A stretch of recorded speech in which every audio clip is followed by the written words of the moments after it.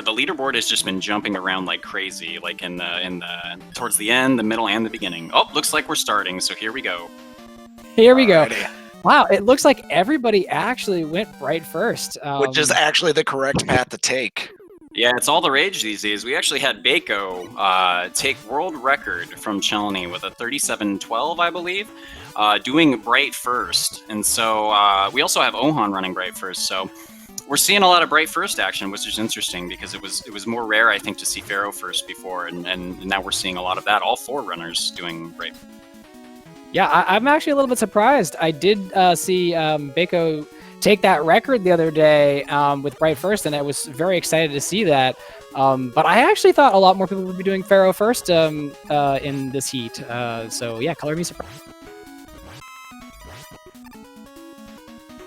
Yeah, I wonder if we will see any Pharaoh action because the balloon strats are very interesting to see. But we might not see them at the beginning of the heat. We might see them a little later. Yeah, actually, while we're kind of on the subject, would you like to actually talk about the different routes for this game? Like, unlike some Mega Man games, there are different routes, and I feel like you would be great to explain that. Sure, I'll try to be concise. Basically, the 2 main routes you see, like we were just talking about, are Bright first and Pharaoh first. Pharaoh first is faster by about 6 seconds or so, I believe. You go to Pharaoh first to pick up the Pharaoh weapon and the balloon, which you use in the second stage, Bright Man, to save some time. But in Bright first, you go and you get the Flash Stalker, which is a very powerful weapon you'll see later in the game. But you go and you get that weapon to take into Pharaoh with you, makes the first couple screens pretty fast, pretty reliable, very consistent route, and obviously very great route. I mean, world record was taken by it, so not too much difference, just a little bit of different action in the beginning of the game, and then it kind of becomes the same run.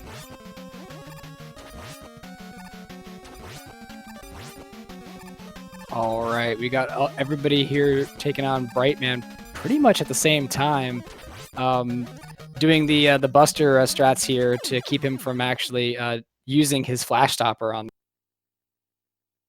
Yeah, it's actually pretty interesting. He only freezes at certain values. Waiter, is it? I think it's 16, 8, and 4. Yeah, that's correct. Yeah. So you basically want to get 1 shot within the first 4 shots that you take on him. That is just a single damage.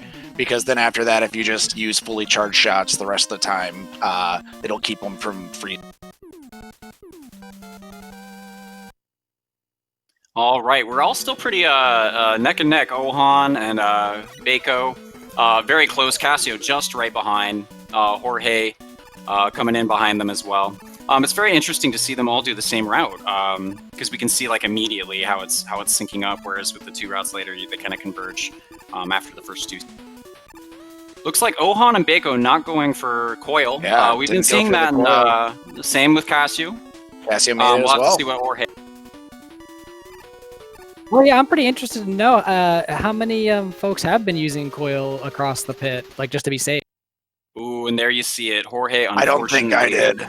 Not making it to the balloon. Not a huge setback, actually. It feels pretty disappointing when it happens, but there's still a lot of run left, and I think it's only about a 30-second difference. So he should be able to recover nicely. It's the beginning of the game, so. Looks like he's opting to game over, though, to maybe collect it anyway. That's also something you can do. Not a bad idea if you don't want to try and go back to the stage to grab it for later rooms. Oh, I see. So he didn't get checkpoint. He's just going to reapproach the beginning of the stage and grab the balloon.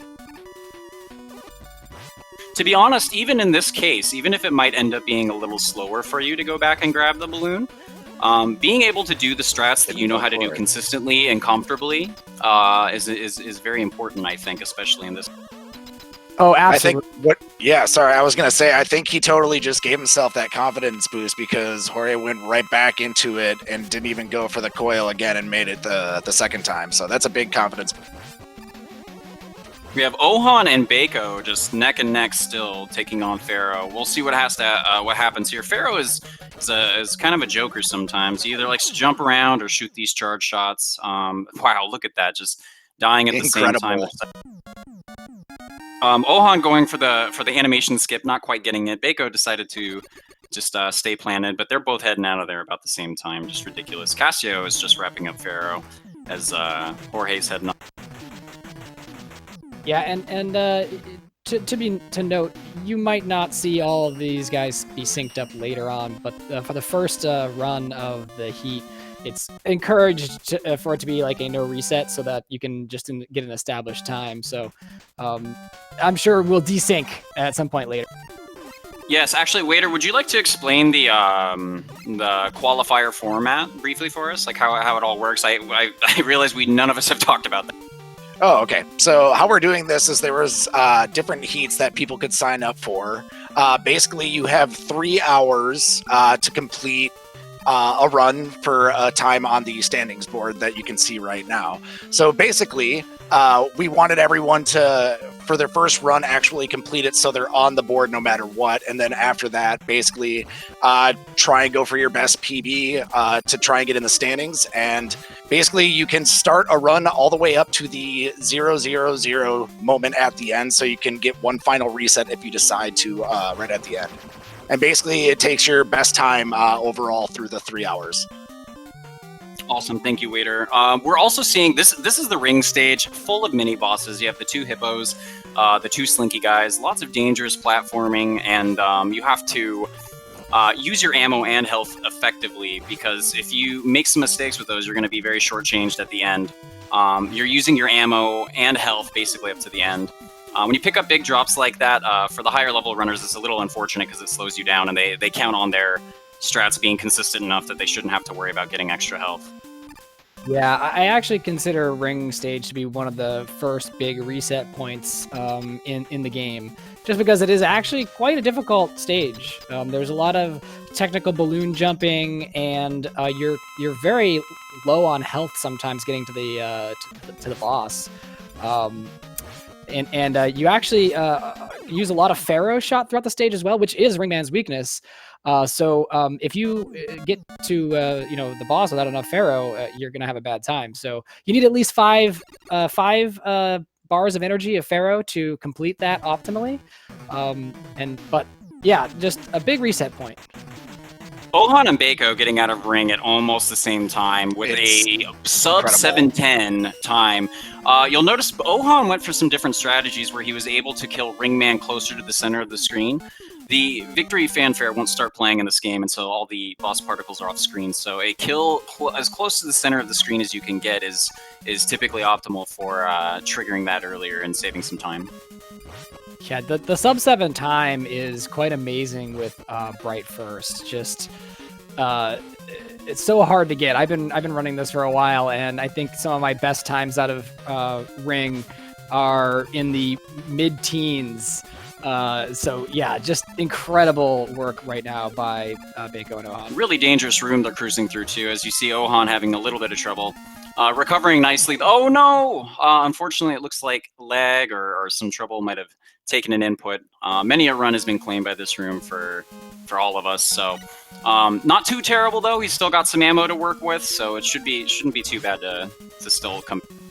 Cassio going through that same room right now. He's using bright strats actually. It's a little different than Pharaoh. But still just as viable. It can be very nice to keep those guys frozen in place. But as you can see, very dangerous room, tons of lag. In this game, when there's a bunch of stuff happening on screen, it makes the game slow down. So there's a lot of strategy involved with getting enemies off screen and with collecting drops as soon as you see them. Waiter, have you've been doing you had been doing Bright Stopper or Flash Stopper on this room, and then you switched to Pharaoh, right? Yeah, I switched pretty early. And it was mostly just because everyone else that I was playing with was doing the Pharaoh strat, so I was like, okay, I should probably switch to that. And I don't think at the time my skill level was there, but I feel like learning those strats with people who have done it before, like it kind of like, even though they're very close in time, I feel more comfortable doing it now just because I learned it so long ago and came back to it, after a while. So they're both very viable, but Pharaoh, you can just save a little bit more time. And of course, speedrunning, that's all this, is. Yeah, I was going to ask how you felt about the differences between the two, as someone who's tried them both. Doing Pharaoh is definitely scarier. So if you're going for comfort, using Pharaoh is not the way you want to. So we got Baco leaving Skull starting that stage. We're going to be seeing the only zip in Mega Man 4 that you see in RTA, which is the balloon here. The TAS does some more complicated zips, but that's the only one that we're going to see. Ohan getting out of dust and Casio right behind. Yeah, so if you guys are familiar with other Mega Man games, not to change the topic too far from Mega Man 4, but zipping is one of the big things in a lot of Mega Man games. Appears that they kind of figured that out by Mega Man 4. Partly, probably in my mind, I think it's probably because they added the Crusher sequences. This is like a completely new thing in a Mega Man game in Mega Man 4, and so they actually kind of fixed the whole zipping issue by making it so that when Mega Man is inside of a wall, he actually dies. The way that we actually get around that with that zip there, with the balloon, is that the player here is getting Mega Man to be in iframes, and by being in iframes and in the wall prevents that death from happening, and we can zip through that small section in Skull.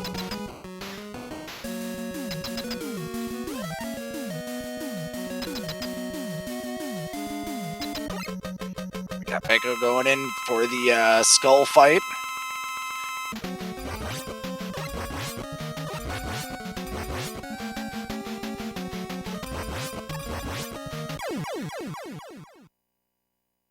He got him. Skull is actually kind of like Ring in that it should be the same every time. There's a lot of fights actually that are very consistent once you get your thumb on them. Baco getting out of there though, decent time. There's a bunch of RNG in this game, unfortunately, with bosses like Skull, and we'll definitely see later with Drill. Dust already was here, but we were talking about some strats. But still, not a very big difference between our runners here. Ohan just coming in on Skull, Casio only a screen behind, and Jorge about to head on into Skull. So still pretty tight here.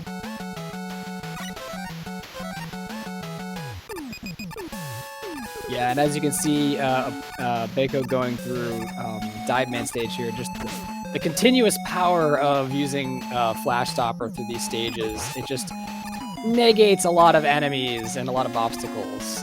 So it almost feels like a completely different game when you play without the Bright Stopper. True. Stop.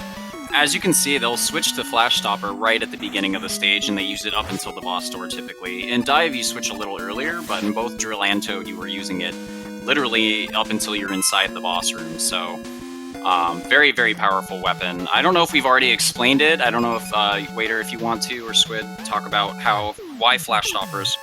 Yeah, I can talk about it. So basically, anytime that you're sliding while using Flash Stopper, you get a total of, I think it's 5 seconds that it holds the screen. So if you keep sliding and chain it long enough, you can freeze the screen for way longer than you're supposed to. So basically, it gives you the chance to just go through screens without enemies coming out of their way to hit you.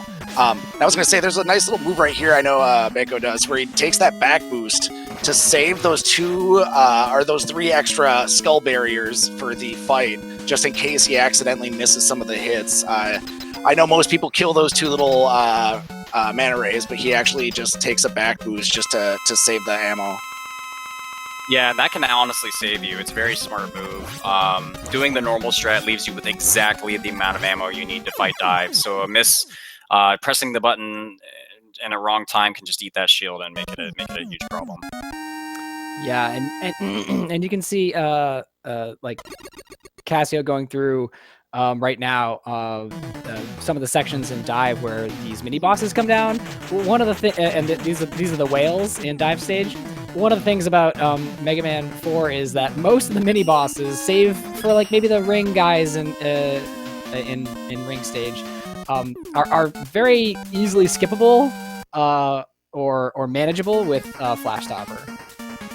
Yeah, it's pretty ridiculous. We have David saying, "What about the whales? The whales!" Colt says, "Yes." You might have seen they just expert mashing here. I think all 3 of them might have one-cycled the whales. I know Baco did, and I just saw Casio do it. So, being able to mash down that whale in one jump is just insane. I don't know what you mean. Would have seen. I didn't see any whales. Oh, okay, yes. They're invisible because you freeze them, but that's what they're supposed to be. You know, it's funny, I actually later will see the snails and Toad, but one time I messed it up and I had someone that had been checking me out for a couple weeks, and they saw the snail, and they're like, "That's what that is." So it's like, it's funny how we can take for granted these things that we know. It's silly. Yeah, we'll be seeing that after these folks get out of drill stage. And this last room of drill is actually pretty scary. You kind of want to keep your bright used at the correct time and the slides precise, because if you mistime it, you can get a very bad movement from one of these enemies right at the end right here. But did it really well and got the freeze right in the air and didn't have to do anything. Yeah. So what's happening here is because the counter for the flash stopper doesn't count down while you're sliding. It's kind of lasting for a lot longer, but in this particular room, this last room, the one that actually Ohan's coming up to right now, you're doing a lot of jumping and you're in the air a lot, so you're not sliding, so that counter is continuously dropping down, and you really want to try to beat it to the end. You know, you want everything to be frozen to the boss door, ideally. That was an absolutely crazy fight right there. I don't believe there was a dive. Baco just tearing through the game right now. Just amazing dude.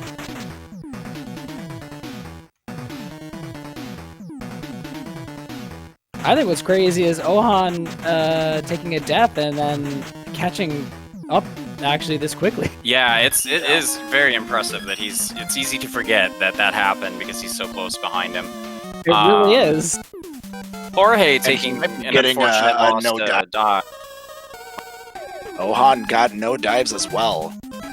Wow, drill being especially nice in this heat. Oh no! Casio taking a really unfortunate step in that very last pit. That one's a tricky one.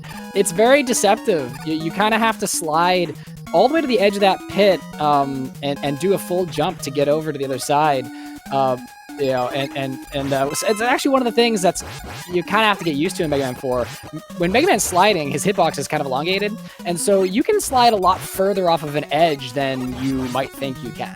And so with some of these jumps, there's a few in the game, like here in Drill and in, like, for example, one of the first pits in Bright stage, where you really are just like having to get right to the edge of that to make that full jump to clear the gap.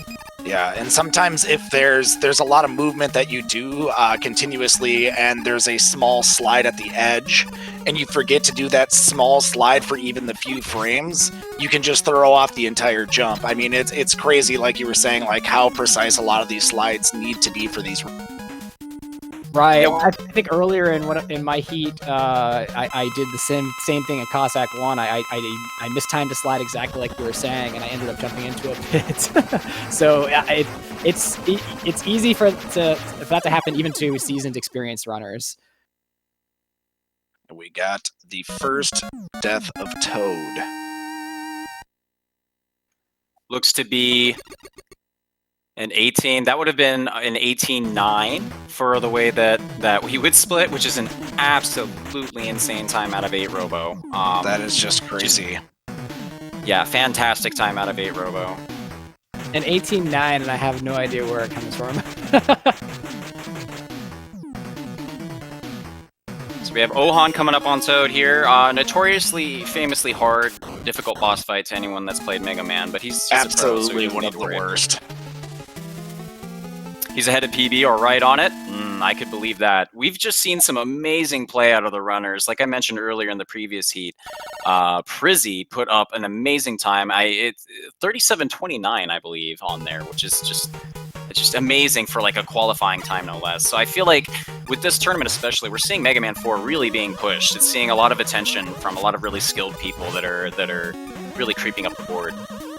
Ooh, and that's one of the reasons I just Jorge right there, taking the death to one of those blocks is one of the reasons why we use Flash Topper in the last room here in Drill, is because those little shafts that drop the rocks on you are just unforgiving. They just will keep dropping them on you, even when you go and kill one. There's sometimes almost no delay between the next stone coming out, and so Flash Topper is just such a good utility in this room. My preferred backup for the last room of drill is Skull. Actually, I feel like it's pretty seamless. You can just pop a shield very easily, and the rocks fall right into it and die in one hit. So Yeah, that's gonna be my absolutely. go. Well, or Skull, sorry. Skull Shield. Baco just making it easy going through Cossack 1. We didn't even talk about what a hard stage that can be. We'll see Ohan going through one of the more difficult sections of it. Baco did a pretty cool despawn strat, too, of the Skeleton Joe. We'll see if Ohan goes for that same strat. Baco's taking on Moth Raya. Moth Raya has a famously small hitbox, and the ring only has a 1 pixel hitbox in the very center of it. So even though it's a big old ring, sometimes you'll think you'll have hit, and you didn't. But That easy, no was problem a for Baco. Godly fight right there. That was so impressive. I don't think I've seen someone kill him faster than that. Baco has definitely come out to play. I mean, all of these runners too are very skilled in their own right. Jorge grew immensely watching him practice as the heats were coming up. He's been around for quite some time. I've caught some of his Mega Man 5 runs. He's come through and lurked for a while. Sometimes we'll say good luck, and I think he's definitely taken to the game very well. Cassio's just, Cassio. He played in the AGDQ 1 through 3 relay. Very skilled Mega Man runner for all of classic Mega Man. Alright, no Haunts out on Moth 2. Very dangerous strats here with Baco going across the spikes, using the balloons. This is the most tightly routed stage in the game. Every hit is intentional. And all hits that you want to take should be intentional, but every hit here just depletes your life down to the last and your balloons down to the last. So very tricky stage. One mistake can interrupt all of your strategies and make you resort to something else. So Yeah. This is where it really comes down to your movement being spot on, because if it's not and you miss one balloon or you miss one slide, it can completely end your run. And this boss at the end of this stage is very unforgiving. Yeah, for anybody who doesn't know, this is the boss at the end of the stage is called Square Machine, and it is notorious for being really unforgiving with the RNG. You want to explain that, Waiter? I think Toad probably knows that a little bit better than I do. Oh, well, right away we're seeing a 2. So you'll see a 3, a 2, and a 1 with this boss. A 2 is where it goes by medium and then forms as you see. That's kind of like middle of the road luck. There's a 10% chance it'll form right away, which is where it comes by slow, and a very common chance it'll do 3. We got a 2-2 for Baco, actually, which is That's uncommon. incredible. Not Yeah. the best, but still very good, especially considering the pace he's on. So yeah, medium luck here. We'll see what happens to Ohan. The Nice. chance of getting a 1-1 pattern is 1 in 100. Very short story. One time I got a 1-1 and failed it in a run, and then I got a third one, which is the worst best luck I've ever had. But Baco just making it no problem. Ohan working with Got a Getting a 1 right one- here. was that a 1? Wow. Yeah, it was. That's 10% chance to get a 1. That's incredible. Very nice. and a Uh, 3. And a 3. 1-3. I don't feel too bad because my entire heat I got nothing but 3s, and once I got a 2. And I think to mention right there, every heat has a different what's the word? Validation process that you have to do at the beginning of a Cossack 3. I believe this one is shoot left and jump 3 times. Yes, I believe you're correct. So you should hopefully see all of our players here once they get the Cossack 3 perform that little validation. And you can see here the auto-scroller, the infamous auto-scroller. It's typically in events, the donation stage. You can get in quite a few donations, because not too much happens here. It just kind of goes along on its own. You pick up some refills. To make it faster, there's some lag reduction you can do, limiting your movement while there's a bunch of stuff active on screen, getting enemies and platforms off screen in this screen Baco's going into. So these little tricks can optimize it slightly, but other than that, it's just a matter of not dying. After the first 2 stages, the first 2 Cossack stages, it's easy to want to take a breather and then kind of relax a little, but even then you have to be vigilant as you get through. Ooh, Cassio's got to be pretty careful because I think he's only got about 4 or 5 health right now. That's going to be very dangerous going into that the box room fight. One hit, I mean, or one Right. miscalculation can take you out, and you have to start a long ways away. So hopefully you can play really smart here and stay in there. And Jorge showing us earlier what it's like to go through this screen without using the flash stopper. Spoiler alert, it's a nightmare of enemies. That is very true.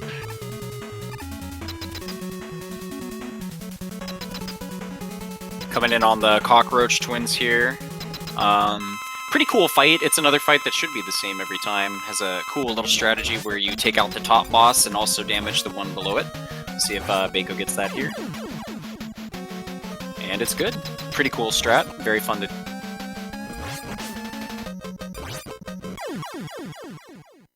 Bako taking a nice hit from that boss, giving him the least laggy attack. He can also shoot out little bullets at you, like 4 of them that slow down the game a little bit. But he got a nice shot from the boss. He took a nice hit on it to use those iframes to jump up into him a little early without taking more damage, and then finishing him off nice in the center. So Yeah, he also took that back boost on that platform. Super dangerous if he was facing the other way and got back boosted to the right, he would have fell onto those spikes, and it's pretty hard to get up off those spikes before the fanfare actually happens. I've never actually had that happen to me, but it seems like it's pretty terrible. I've had it happen to me. In fact, I had it happen to me in GDQ hotfix, and it was just Monka-esque the entire time. No, I totally did have it happen to me.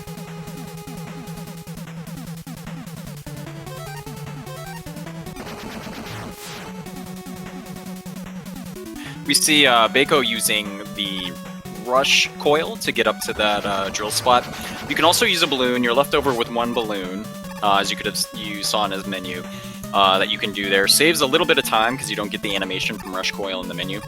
But very wise, especially on the pace that he's on, to take rush coil, because sometimes strats like that, the juice is not worth the squeeze, especially if the risk is dumping a very strong run. I like that the juice is not worth the squeeze. I'm gonna have to use that. I think about it often sometimes. Sometimes I look at a situation that I have going on. I'm like, is the juice worth the squeeze?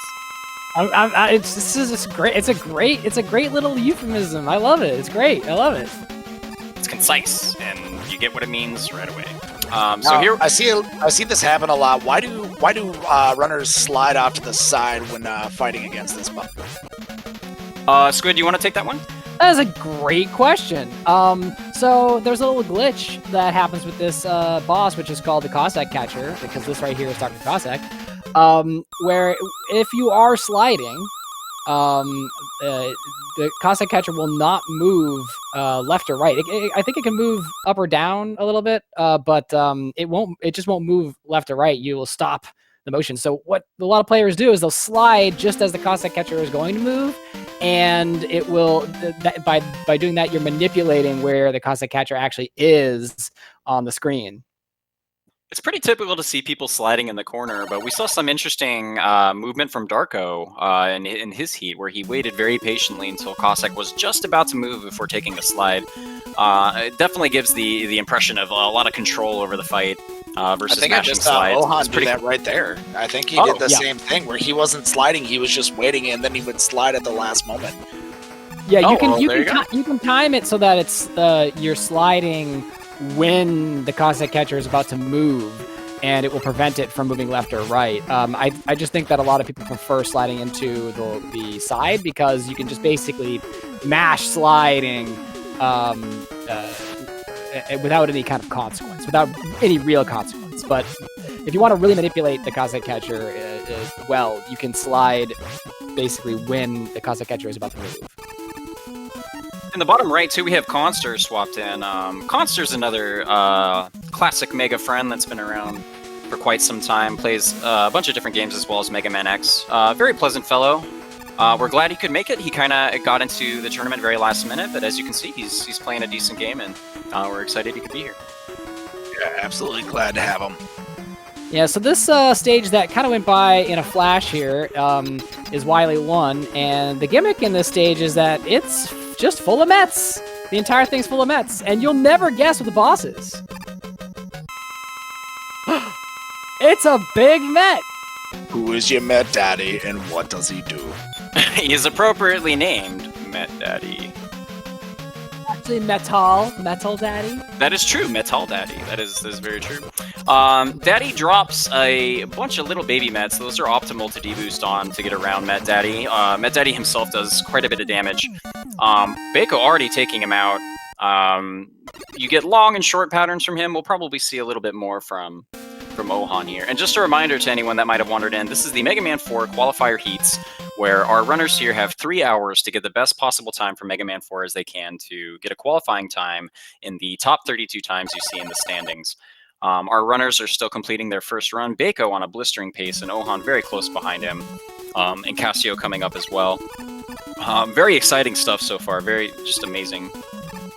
As a matter of fact, you said something there that a lot of people might not realize when running Mega Man 4. I think part of this contributes to why I believe Mega Man 4 is one of the tougher NES Mega Man games, and that is boss damage. Contact damage is just insane. It is the highest, I think, of any of the Mega Man games. All the bosses except for Pharaoh, and correct me if I'm wrong there, will do 8 damage to Mega Man. And Mega Man only has 28 health, so yeah, do the math. You can't take too many hits. As someone asked in chat, our world record is currently 37-12 by Bako himself. But the way Bako's playing right now, we might see something interesting. It is a scorching pace right now. It's incredible.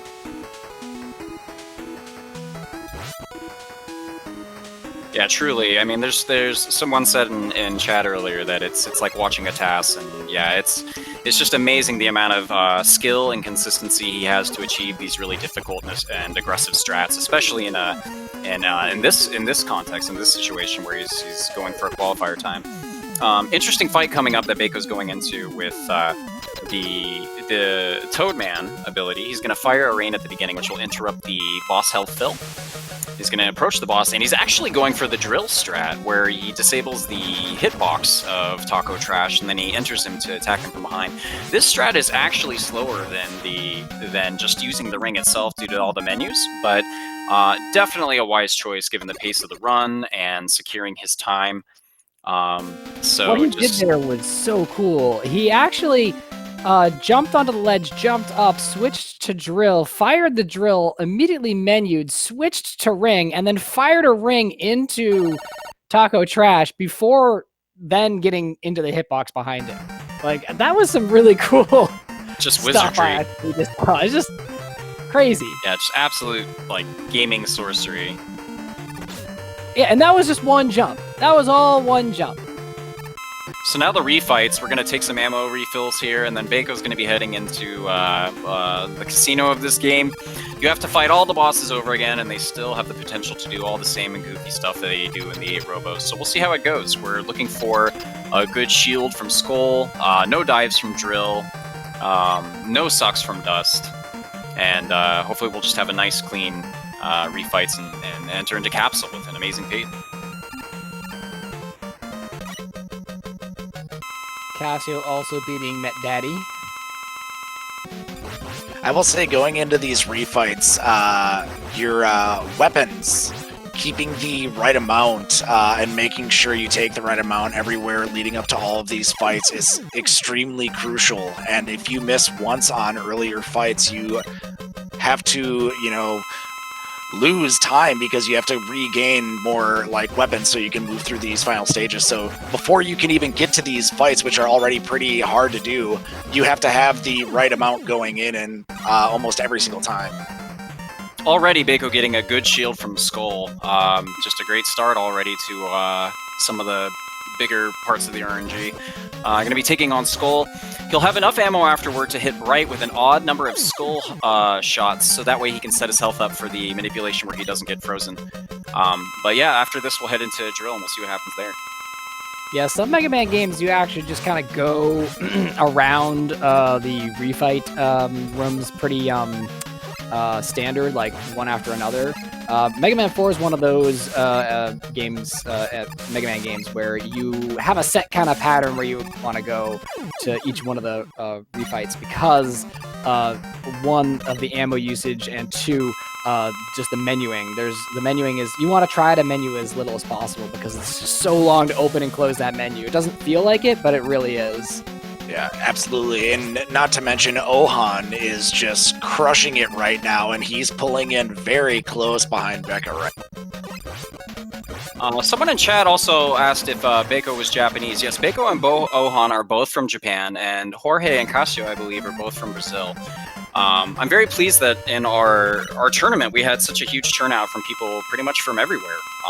And it's just really cool that Mega Man can, that we can all care about Mega Man in the way that we care about it to put something like this together. So I'm very pleased and grateful that that we have runners from everywhere coming out to compete with us.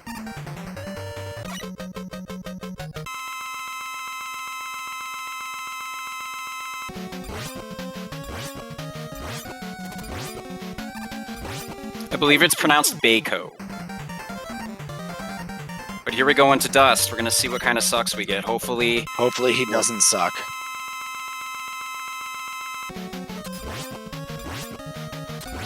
Yeah, another thing that kind of makes Mega Man 4 a frustrating run sometimes is just the amount of RNG in the game. Drill Man dives. Dustman can suck and become invulnerable there. You've got the square machine, just can give you different patterns. So yeah, it can be pretty frustrating to play this game and just get bad RNG the entire time. Alright, so taking out the machine here, he's going to get him down to 1 health and then hit him with a drill. The drill has an explosion, which also causes damage, and the lingering explosion hits the machine and loads it up with some damage, skipping its health fill. The next subsequent drill will also inflict damage, so it appears to do double damage. Only missing 1 drill, still an amazing fight. Just incredible, we'll see yeah. what we get. Yeah, this pace is just insane. So even if Capso went poorly, it's still like just insane. Ohan having a little trouble, only 1 health. And we got to suck here. That's too bad. Yeah, getting so low and not being able to actually. So the thing, the gimmick here with Dustman is that he'll suck in, and Mega Man will kind of slowly slide towards him if you're not moving. And as soon as Mega Man contacts Dustman, Dustman will stop doing that suck animation and become vulnerable again. And unfortunately, in order to mitigate this, if he's doing that animation, they'll take that damage, but he couldn't there with only 1 health. But I'm gonna shut up now because Keiko is going into the fight. So you can only hurt Capsule with Pharaoh. Ooh, and we accidentally switched to, unless this was a purposeful switch, which I doubt. Yep, now we're going back to Pharaoh. If you're quick, you can get a double hit. If he spawns in such a way, you can hit him with the overhead orb because you still retain a charge.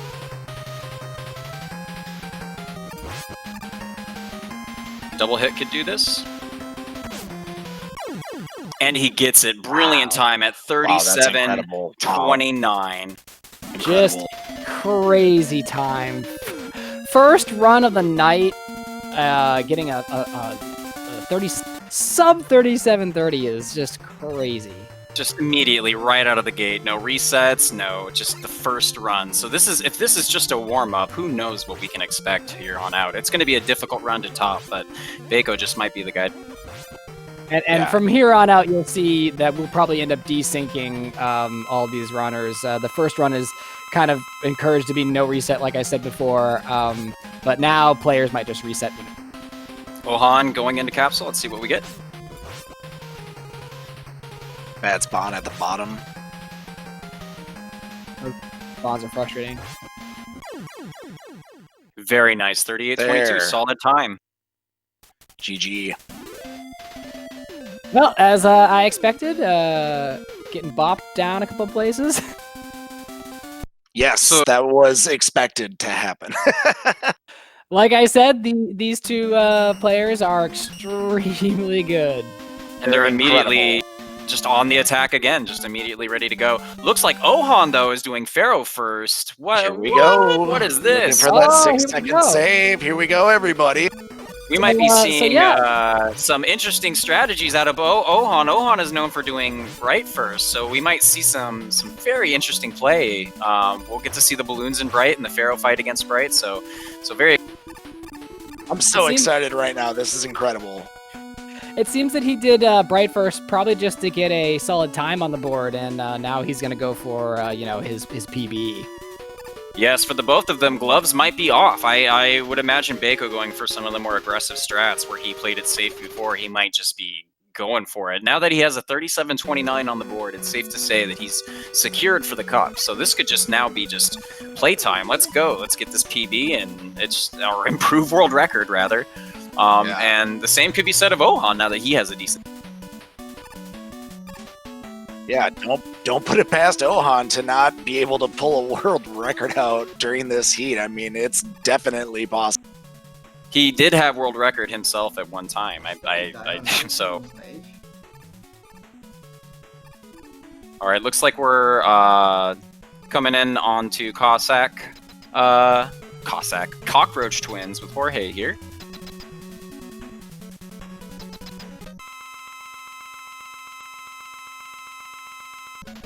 Yeah, and again, this fight is actually pretty scripted. If you just do the same patterns with the Pharaoh shot, you'll get the same exact result pretty much. The only difference is that second cockroach bot will sometimes fire 4 small pellets versus sometimes firing 1 large pellet, and that can cost a second, but it's pretty scripted. It's a pretty scripted fight. I think that's the only RNG part of that fight. So yeah, that's basically it. You can kind of get the same fight out of it. You'll just lose a little bit less time. And we got Cassio going into the final fight right now, actually holding up a pretty good time to stay in the 32. So here. Oh boy. High spawn but miss. No. I would be very careful. I'm gonna do You should be very careful right now. Yeah, the one thing about the final fight here in Mega Man 4 is that if you run out of Pharaoh, you have to use something else. And the only other thing I think that damages him is Ring, and it only does 1 point of damage. So it's a very, very bad thing to run out of Pharaoh. So basically what he did right there is you're able to keep the fully charged shot over your head, and once you hit it, on Wily, you can pause and you don't lose the 2 health. So basically you can keep pausing and it loses you time, but you can keep using Pharaoh until basically you get to the end of the fight and you don't have to resort to going to Ring. I think Jorge smartly taking the opportunity in this stage to use Drill and get that E-Tank that's behind that Drill Berry. That is a really smart thing to do for a lot of these runners. Getting the extra health going into the final fights. If you get any miscalculations of your own or anything, getting that extra health to not have to go through these stages, because you don't get to go back to right before the fight if you die during a fight. You have to go all the way back to the checkpoint in the stage. So it is very, very important for people to pay attention to their health. And getting E-Tanks is a very smart thing, especially in a heat like this where people could definitely still stay in if they just took the extra 20 seconds of time to add on to theirs to stay in. So I want to answer a question in chat real quick. No, Bako did not stop. We actually have, I believe, 6 runners in this heat and only 4 places to put people. So we'll be swapping in and out between runners as they go. So you'll see more of Bako later. But yeah, there are other runners we want to show off as well.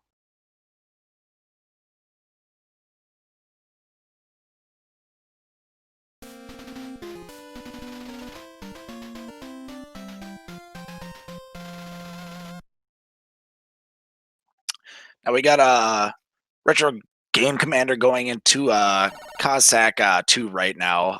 This stage, I think we talked about before, is very scripted. A lot of people use either Balloon to get through the entire stage. Some people opt to use Rush over this big spike room that's coming up. Both are very good strats to use. Rush Jet loses a little bit of time compared to the balloons, but when you're going for a good time, especially in something like this, some people might opt to use Rush Jet. Right, and like Toad was saying before, a lot of the damage, a lot of the hits, most of the hits are scripted and intentional, and kind of you end up at the end of the stage if you're doing it with some of the speed strats with very little health and just enough balloons to kind of make your way through. Yeah, and we did just see RGC take a death. Those spikes are extremely dangerous. If you miss one slide, it hurts a lot, but that backup that I was talking about using Rush Jet can be used right here, and you don't lose too much time, and it's towards the beginning of the stage, so it won't hurt. Not enough.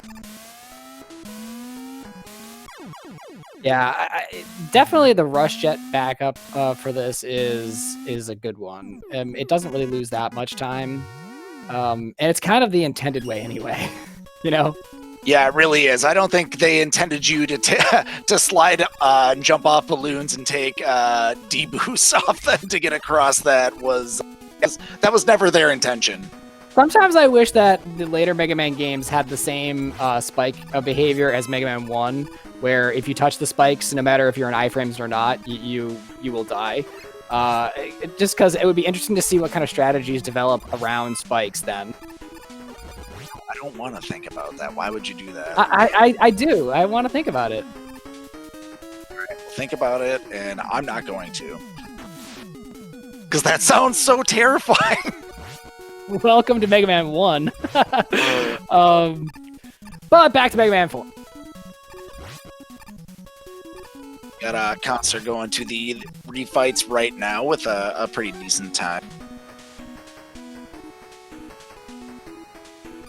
This is still first run, so we're just trying to set the pace for the rest of them. It's really nice to see sometimes when you set a first pace and then you go back to it and you start seeing a lot of green times, gold times, rainbow times, whatever your settings are. It's always really encouraging, and getting a first run in there really helps people kind of like get that mindset of like pushing forward with the rest of their runs. Right, absolutely. I felt that way earlier today when I got my first time in, and it just was a lot easier on me, a lot more relaxing after getting just that first run out of the way. Then I can focus on actually getting some more complicated strats in. And I feel like that's probably what we're going to see from our runners here. Yeah, we already saw Ohan do that, where he decided that he wanted to go for Pharaoh first, which is harder to do, and you can have your run manipulated by RNG a lot more than Bright first, but you can also save that time. So taking that pull right there, might work off really big for him. Jorge that was taking close. Several hits from Met Daddy, and like I said before, 8 damage body hits. So close. Yeah, sometimes when your health is so low like that, and you have to take a D boost, it's hard to gauge whether you're gonna live or not on the fly. It's nice when it works out, but yeah, having to fight these bosses with such low health can be definitely very scary.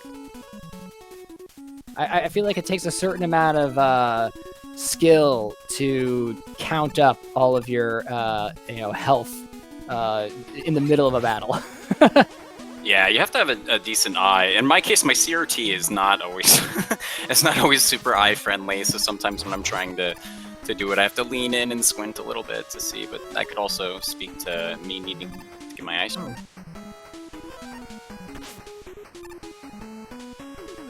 So if I'm not mistaken, Bako and Prizzy are tied then on this board. Yeah, it's looking a lot like it.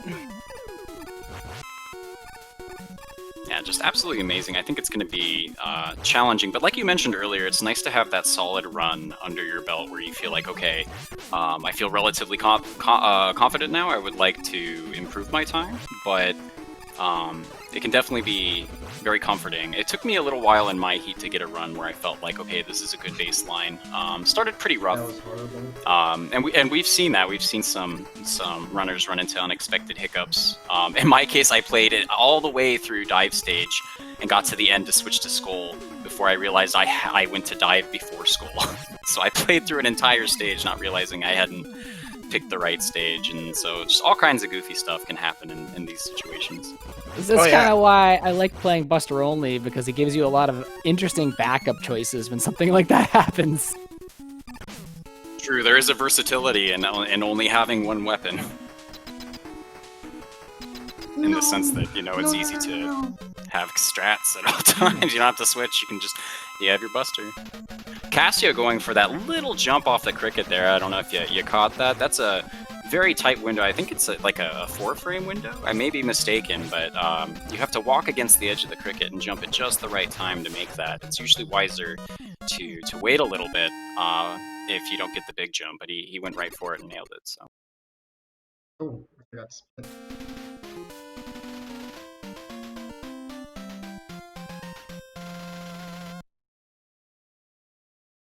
Yeah, you can see on Cassio's stream why Pharaoh first is sometimes preferred, because these little crickets here can do large hops or small hops, and you obviously want large hops because it gets you across the spikes a lot faster. What we just saw was a lot of small hops, so spending a lot of time just kind of traveling and doing nothing. Whereas doing Pharaoh first, you end up using balloons to get across that whole area a lot quicker. It kind of mitigates that RNG. Yeah, Yes, right actually first, very I mean, they could... Oh, sorry, Toad, go right ahead. Oh, sorry. I very briefly, I was just gonna say it's nice to have that consistent save to rely on if you nail the balloons versus having to hope that the grasshoppers will play nice. Looks like we got Conster going into the final fight of the refights right now with Wily. Oh, we got the hero whoosh. That's one of my favorite sounds in this entire game. Is the whoosh, and I also Really? like the drill exploding. I think my favorite sound is the ee from the the ring hitting the first Wily machine. Oh goodness. For some people, the audio version of nails on a chalkboard, and for some, just a pleasant lullaby, I suppose. There's got to be other people out there who are on team ee. There are actually.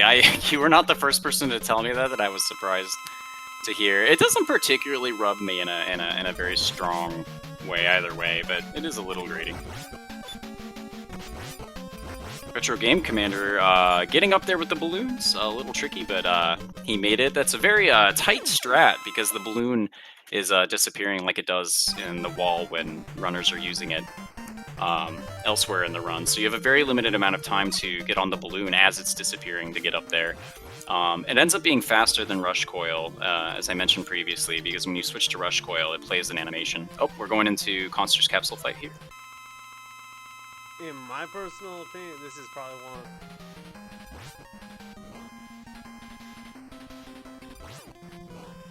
Oh, just barely missing those double hits there. Gets one.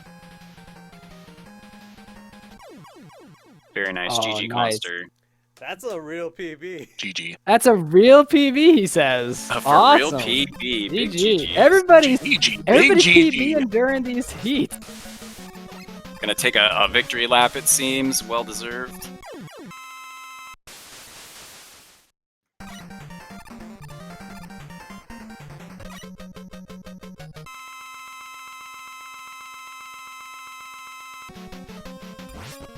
Something you can notice too, I'm watching Cassio play here. Something you can really notice in these higher level runners is just all the little details that add up to make it really clean to look at. I think it's kind of that effect when you watch someone who's good and when they make it look easy. Like visually it makes sense, but like Cassio's chain sliding is just so good. Like watching the good movement, it's easy to take for granted like how consistent and tight the strategies are and their general movement in the game, because it's very surprising how much that improves your gameplay to really pay attention to the little things as far as how you get around the game itself, as opposed to these like big monster strategies that feel really intimidating.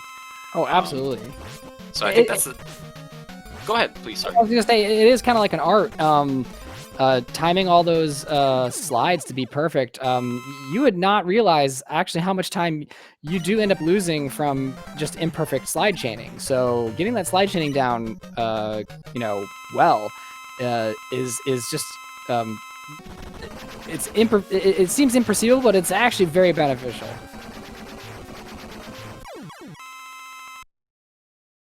A difference between the Japanese and English version. The Cossack Catcher fight is different. The Cossack Catcher fight begins moving right away Rockman 4 versus briefly stalling in Mega Man 4. It's really up to a matter of preference as far as that specific difference goes. Some people prefer the stall, some people prefer the early movement as far as how much control they get over the fight. Also, it's 30 frames faster in Rockman 4 as far as overall time save, but my personal favorite part of Rockman 4 over Mega Man 4 is the resets. The resets go much faster because you don't have the additional screens in the beginning like you do in Mega Man 4, so when I switched, that was a very pleasant and welcome surprise. Toad, have you just tried not resetting? But that's like the best part. It's so refreshing, like when you reset the game and it's all brand new and clean. It's kind of like when you scratch a mosquito bite and it feels so satisfying. It's like that. Did you say resetting is refreshing? Because Yeah, you that's know, 'cause- basically what it is. Well, I mean, yeah. I mean, yeah, every time you No, hit it was reset, you're on beautiful. World It was Record pace, poetry so- that you just said. So we I got don't- Baker back on the screen here, doing drill. I know in his For first those of run you he who are had wondering. 0 dives, and that one I think he just had the 1. RNG being kind to some of these runners tonight.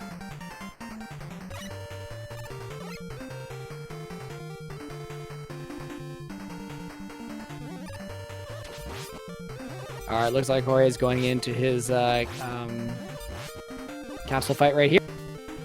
Capsule has been rather, I mean, I suppose it's how Capsule is often, but he's been rather unpredictable in the heat, sometimes being very generous and kind, and sometimes just not cooperating at all.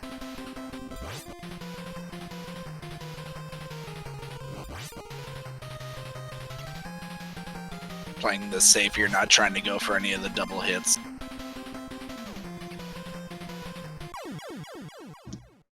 All right, looks like a GG. 56-11 GG, Jorge. That's what I saw too, This is GG. so horrible. Okay, let me do another one. Parabéns. Looks like Jorge's gonna get right out of doing another one, as he was saying.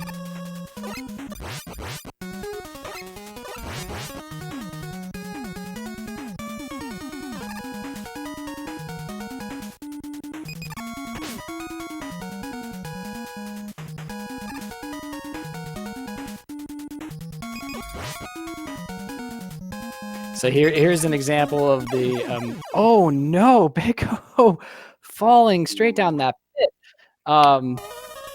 Just Now, as I was does about to he restart explain. or does he stay? Yeah, no, he's resetting. I would. I was figure. about to explain the mini bosses in this game and how you can skip most of them.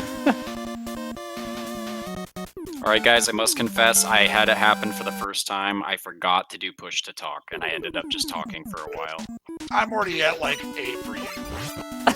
8? Well, I mean, I'm not counting before we started doing commentary. I'm counting. I'm counting Okay, during. then just commentary. one. Just one. See, I thought I would be good. I thought all those previous. What were you saying? You were trying to say something, but you forgot to tell us. What did you want to say? Oh, I was just saying Beko was doing good in Toad, and so that's. So I mean, it's kind of okay that. So it was confirmed that you killed the run. Hey, the spell should not have been cast because technically I was muted. Granted, that's true. Gohan getting some extra dives here from Drill. Just another, you know, like we were saying before, piece of RNG in this game.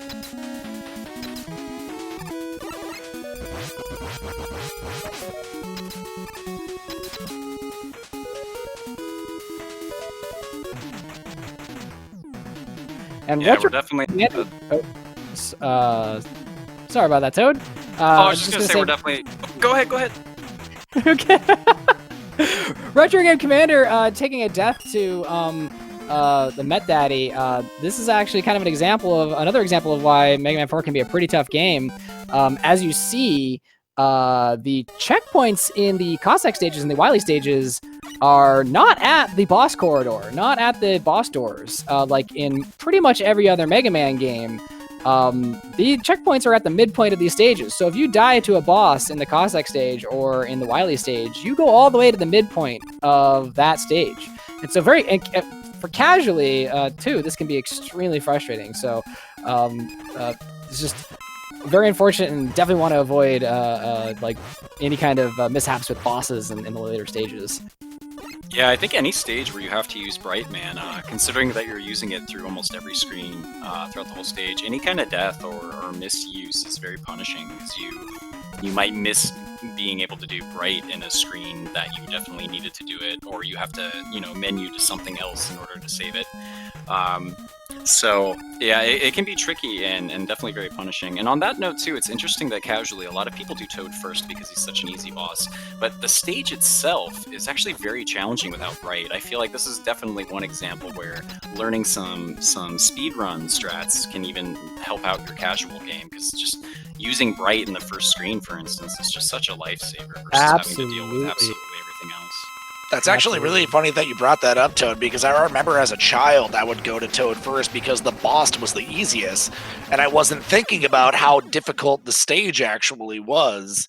And it's kind of funny to see like how speedruns are now, where it's not the boss that you want to be easier, you want the stage, or you're going for a certain item where it doesn't even matter at that point. But it's kind of funny when you're younger, you're trying to go for like the easiest fight, but now when you're actually a speedrunner, you're going for like the easiest way to get through stages. For sure, and I think that is part of that too, is the way Mega Man works with the like how you complete a boss, you get a password, right? So I think even if the stage is easy and the boss is terribly hard, I think it's pretty defeating for casual players to trek through a stage that's even, easy in quotes for Mega Man, to make it to a boss that feels impossible to them, that they don't have the time to practice. And so they'd rather try to like sneak in and at least make it through one hard stage that they can, get that one easy boss, and then have a power to use. But unfortunately for Toad first players, they might find that using Toad by itself against Bright will just cause him to freeze you and jump into you, which is super unfortunate. So I will say this to all casual players that do Toad first: please just shoot Toad with one lemon before, or Bright with one lemon before you switch to Toad. That will prevent him from freezing you. It's super easy. Just remember to shoot him with that one lemon, and it'll save you a lot of stress. And I was going to mention really quick too, we got Ohan out of the 8 Robos at a 1805, which I believe Beko was at a 1808. So that's going to be interesting to watch right now, because he's on pace right now to do just a little bit better. Absolutely stunning. These, I mean, it's just, we hear it all the time. Like we talk about these runners and we use words like legend and there's just so much reverence, right? And sometimes it's easy to think, maybe it's a little hyperbolic. They're still, people, so you want to be cool. But then you just see stuff like this, and it's just impossible not to think, look at this legend go. Like, this is just amazing. So it gives us all something to aspire to, I think, as runners that want to do well, to see runners that do put in the work and have the insight and experience to just show us just an amazing run. Yeah, just watching these runners and doing watching them do some of the strats they are doing is just incredible. Being somebody who's so familiar with the game, it's like looking at this, I'm kind of like looking at some of this just in awe.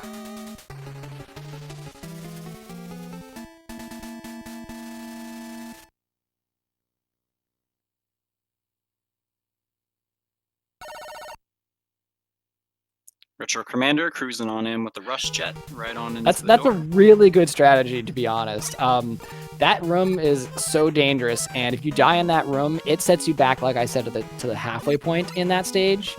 And so that's actually a fantastic strat to just cruise along on that, take it safe, make sure you get a good time.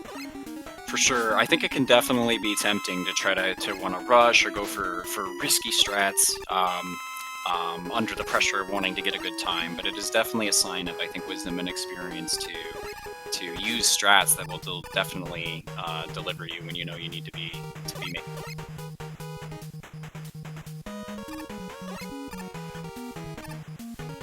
Oh, I missed that. Apparently, failed to jump into the gate, but got the perfect rain flush. So I believe it's frame perfect to be able to press a B input right after entering a boss door. So if you don't jump into Toad to fire, jump into Taco Trash to fire the bullet. You have to press the button exactly perfectly after you enter to be able to fire it. So very, very cool. Mega Man 5 and Mega Man 4 work the same way in this respect, where you can do a frame perfect like slide input or a frame perfect B press input as soon as you enter a boss door. And yeah, that is kind of the backup there if you can try to mash that B out to get that rain flush. Yeah, I think it's interesting, actually. I think there's a strat that's called the Sage Slide that Sage discovered in Cossack 3, where you slide, I believe, on that first frame, and it accelerates you forward in an interesting way. There's footage of it. Ooh, looks like...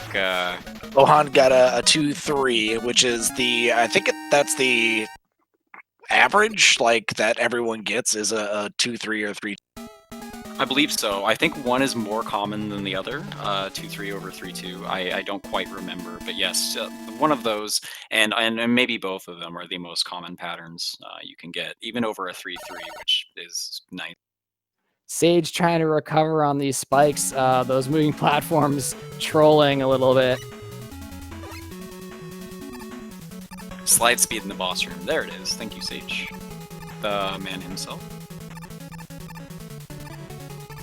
Yes, this is a, just to remind people that might have come in and just joined us, this is a Mega Man 4 Qualifier Heat. The Toadman Heat, it's the 8th heat out of 9. The final one will be tomorrow. We have 6 players trying to get the best run out of Mega Man 4 they can in a 3-hour session, and they're all playing side by side. So you'll see some resets, you'll see some really good paces, and we still have just a little under 2 hours left yet for these runners to put in the time to get the run they want, and we've already had some very powerful runs, so still a lot of excitement yet to see, I am sure, from all the runners as they kind of get in their groove during the session to put out some great gameplay. Yeah, absolutely. And I mean, we're only 1 hour in, a little over 1 hour in, and I mean, we've already seen some near perfect things happen where, I mean, anything could happen tonight in this heat. We could see a world record, we could see brand new PBs from anybody. I mean, it's been kind of crazy so far how, entertaining this heat has been. Yeah, for sure. It's insane to me how just even in the heat stage and leading up to the heat stage, we've seen so much growth, so many PBs from all the different runners and their respective levels of experience, from just starting to kind of middle of the road to top level. We've seen improvement in all these different levels of Mega Man 4 experience, and even in the heats themselves, we've seen PBs and we've seen these 372Xs, which we haven't seen, like, as a community, like, we haven't seen these kinds of times being made on the regular. So it's just amazing how this has already come to be what it is, even before the main event, which is the main Cossack Cup with these 32 players on June 12th. I really like this question in chat about what was the first boss you went to in Mega Man 4 when you played the game as a kid. And it's really interesting to see how many different people, or how many different strategies people had when they were kids about what they should, how to beat the game, how to get to that first boss to get that weakness you need for the rest of the game, Yeah, right, true. it's I think great. it was Like I was saying, for me. Yeah, me too. Like I was saying, is like I took the easiest boss for me to fight, and that's what I remember how I would want to play stages, and that's kind of funny to see everyone's different answers and to find out why they went to those for certain stages to beat those certain bosses. I'll admit, when I played Mega Man 4 when I was a kid, I also went to Toad first. And it is really insane because the stage was so hard, but the boss was so easy. Yeah, for sure. Was it Nintendo Power that told us to do that? I don't know. Let me pull out my Nintendo Power book. Oh man, I didn't use weapons very much as a kid, and I think that's what was really illuminating to me when I started speedrunning this game, was how little I used weapons in any Mega Man game I played. Like, I've never, purposely deferred to Buster. It's just I don't think that I ever took the time and had the imagination to visualize how these weapons could be helping me throughout the stage. I would always just save all the ammo towards the end, kind of like an RPG boss fight, but But yeah, there's just so much interesting utility in these games with the variety of weapons, and it's really cool to see them come out in the speedrun. Yeah. Especially when they have crazy glitches like Flash Stopper. Yeah, it's kind of crazy. Like you said, is when you're younger, you don't think about it. You're just trying to get through the stage, and you don't understand that you just picked up a weapon that could basically help you get through. I remember thinking as a kid, I didn't want to waste the weapon because then what if I ran out of it at the end? But then I would never use it, and I was just psyching myself out from ever trying to use weapons while I was in stages to get through them faster. Yeah, it's funny. I since speedrunning and having that experience with the weapons, when I play RPGs now, I actually try to use my items more often. Like I'm trying to break the kind of mold of trying to be conservative with all these items I end up with like 99 with.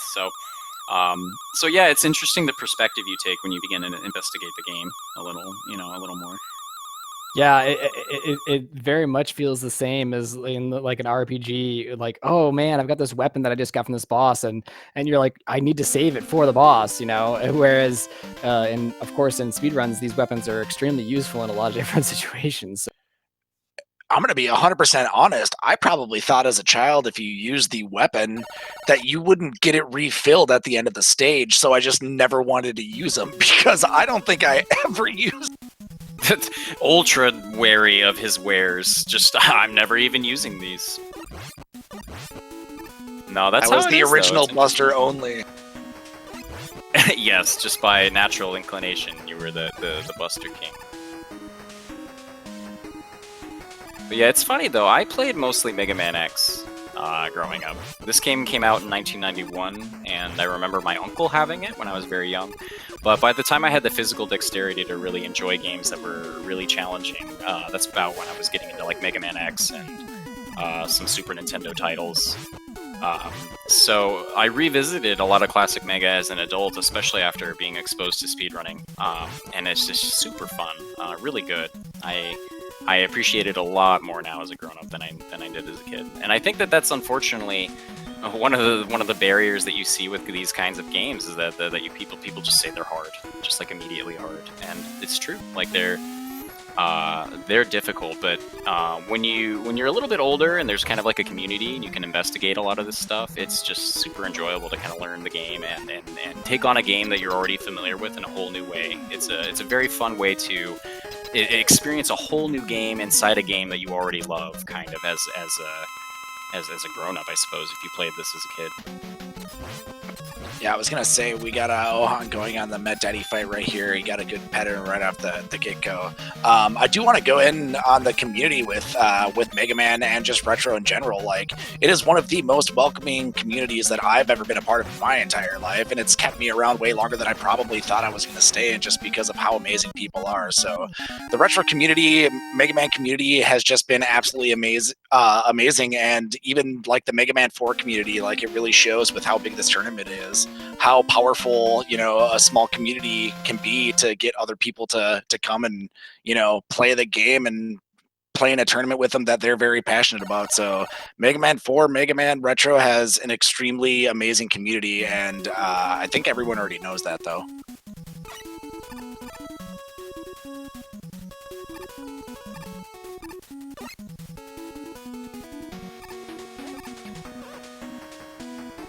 Ohan pretty much crushing it right now.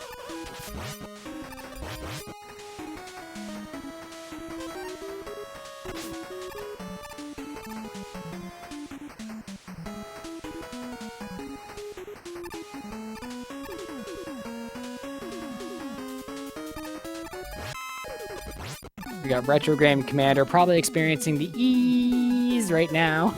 I don't know how long I have been forgetting to push down the push to talk. I knew it! Told you I it was so knew much more. He said once, and I knew he was lying. I knew. No, it just happened again. I'm like wondering now when the last time you even heard from me was. I'm telling you, it's been 8 times already. Oh gosh, that's so Ding dong unfortunate. doofus. Ooh, RGC. One of the things that is different from Mega Man 4 than some of the other Mega Man games, actually might just be Mega Man 2, is that double KOs are not in your favor. And so when something like that happens, especially on the machine, it's just heartbreaking.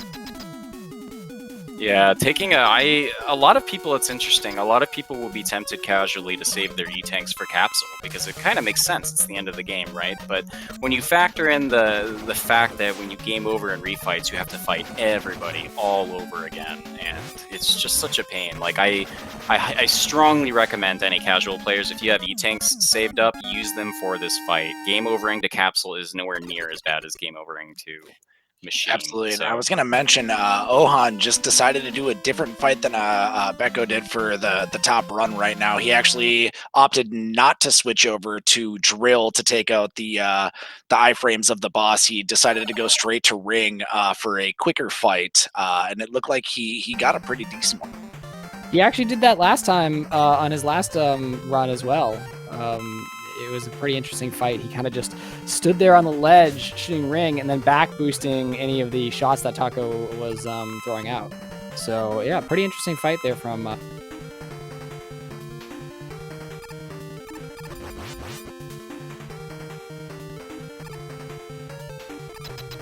looks like Beko is poised to leave 8 Robos with another low 18. Just absolutely insane. Yeah, absolutely incredible. It's phenomenal that it's so amazing that someone can keep getting such consistent runs. It really is, especially in a game like Mega Man 4 with all the RNG and everything. It's definitely incredible. Yeah, I'm seeing here Fatso saying that he's tied with his PB at the moment, and that's significant because Fatso is currently second in this game, I believe, still. So that's really speaks to the pace that he. Got RGC here fighting Capsule.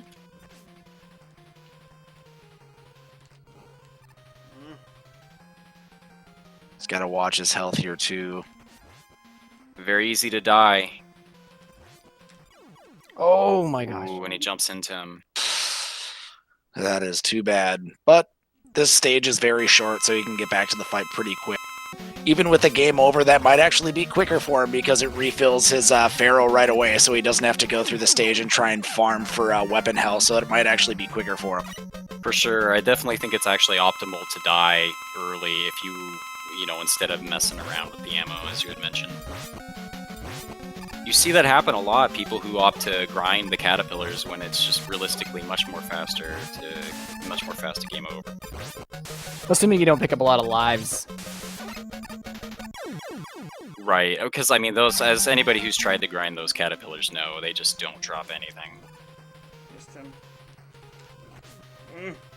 Come on. Let's go RGC. Missed him. There's the second shot. Nice, nice. All right. And he does GG. it. There we GG. go, GG.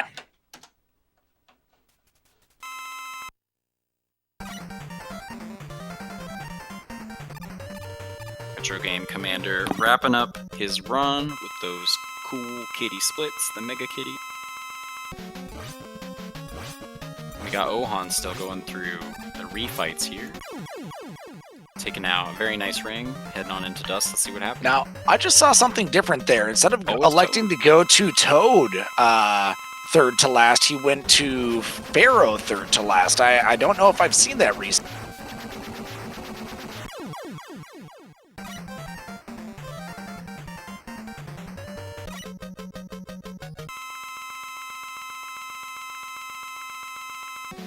It's, chat saying that's the old refight route.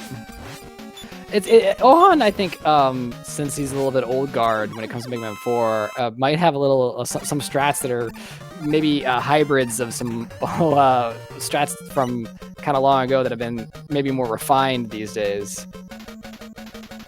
Yeah, we had Brian in their heat doing a lot of really just eclectic strats, lots of stuff that's really out there. I think Brian really enjoys actually doing that. Like when I've watched them before and seen them practicing, they like to look at older world record runs and just kind of do a bunch of fun strats. Just it's kind of neat that their focus on what they do is having a brisk run, but also something that's a little out there that's fun to do. Oh, that's what he meant by E. Yeah, that's what I meant by E. E.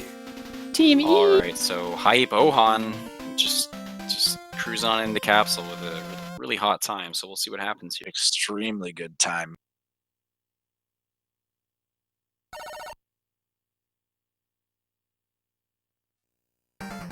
Yeah, I feel like Ohan could easily get a high 37 out of this.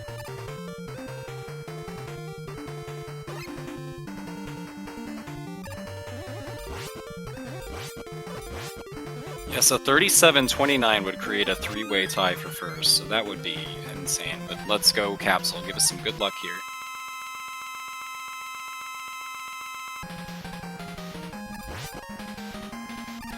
Ooh, far spawn. Nice. And a low spawn. Wiley with the disrespect here. Complete disrespect. Gets the double hit though. Oh! Takes him out, 37-36. It's That my actually, way. that ties my PB that I have on the leaderboard. Well, Incredible. ain't What a- that what a a great thing? Yes, And I think that GG, puts him into amazing. third, doesn't it? That is just incredible. Still, oh my gosh, just Yeah, to get just that wild. time is wild. It is wild. Just insane. Since this all started, it's pretty funny. Riley gave me the idea, so I kind of gathered some interest, and then now it is what it is. But something I really didn't think about when I invited all these just amazing people to play this game was that like my PB would be in grave danger. So it's like at one time I think I was 4th on the leaderboard, and now I'm 8th. So it's a little kind of like a surprised Pikachu face, like oh, like I should have known this. But it's exciting. It's very good and very motivating. It's given me a lot of hunger to try to do what I can. So. I'm just really imagining cool. your PB as Ralph Wiggum going, haha, I'm in danger. Yes, that's exactly. Yes, my PB is very stressed out right now. Speaking of Riley, he had some of the best, most consistent runs I had seen. I think on the first day of the heats, he had some really great back-to-back runs and was up in first there for a while. But of course, we got a lot of really good runners who also jumped in, and I mean, we have 4 37s right now, which is just incredible to see.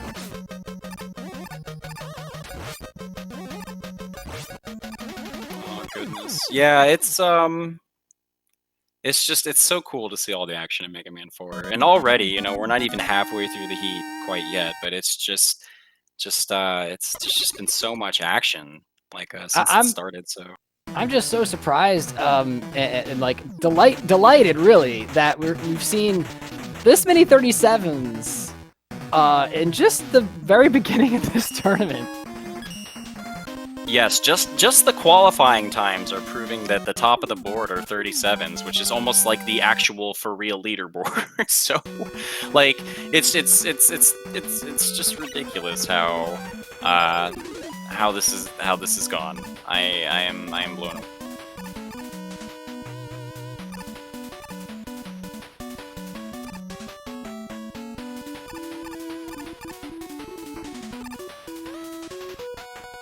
Yes, we definitely. There have been a lot of runners from other games that have come out to play. We have Sarantion from Mega Man 9, who is the world record holder, also from Japan. Slurpee Ninja, who is a good friend to us all. That has been steadily improving in the game, almost essentially tied with Sarantion and Mega Man 9. If you saw their final match at the end of the Mega Man 9 tournament, it was an amazingly close match. Whenever they race, it's just some of the most close and fantastic races. So there's a lot of newcomers that are very skilled. A lot of players revisiting, like Prizzy and Ahmad, are two that come to mind immediately that are very good. So it's just interesting to see all the people coming from where they're coming from and putting in the work and seeing where it's going and how the leaderboard is just growing. Very cool.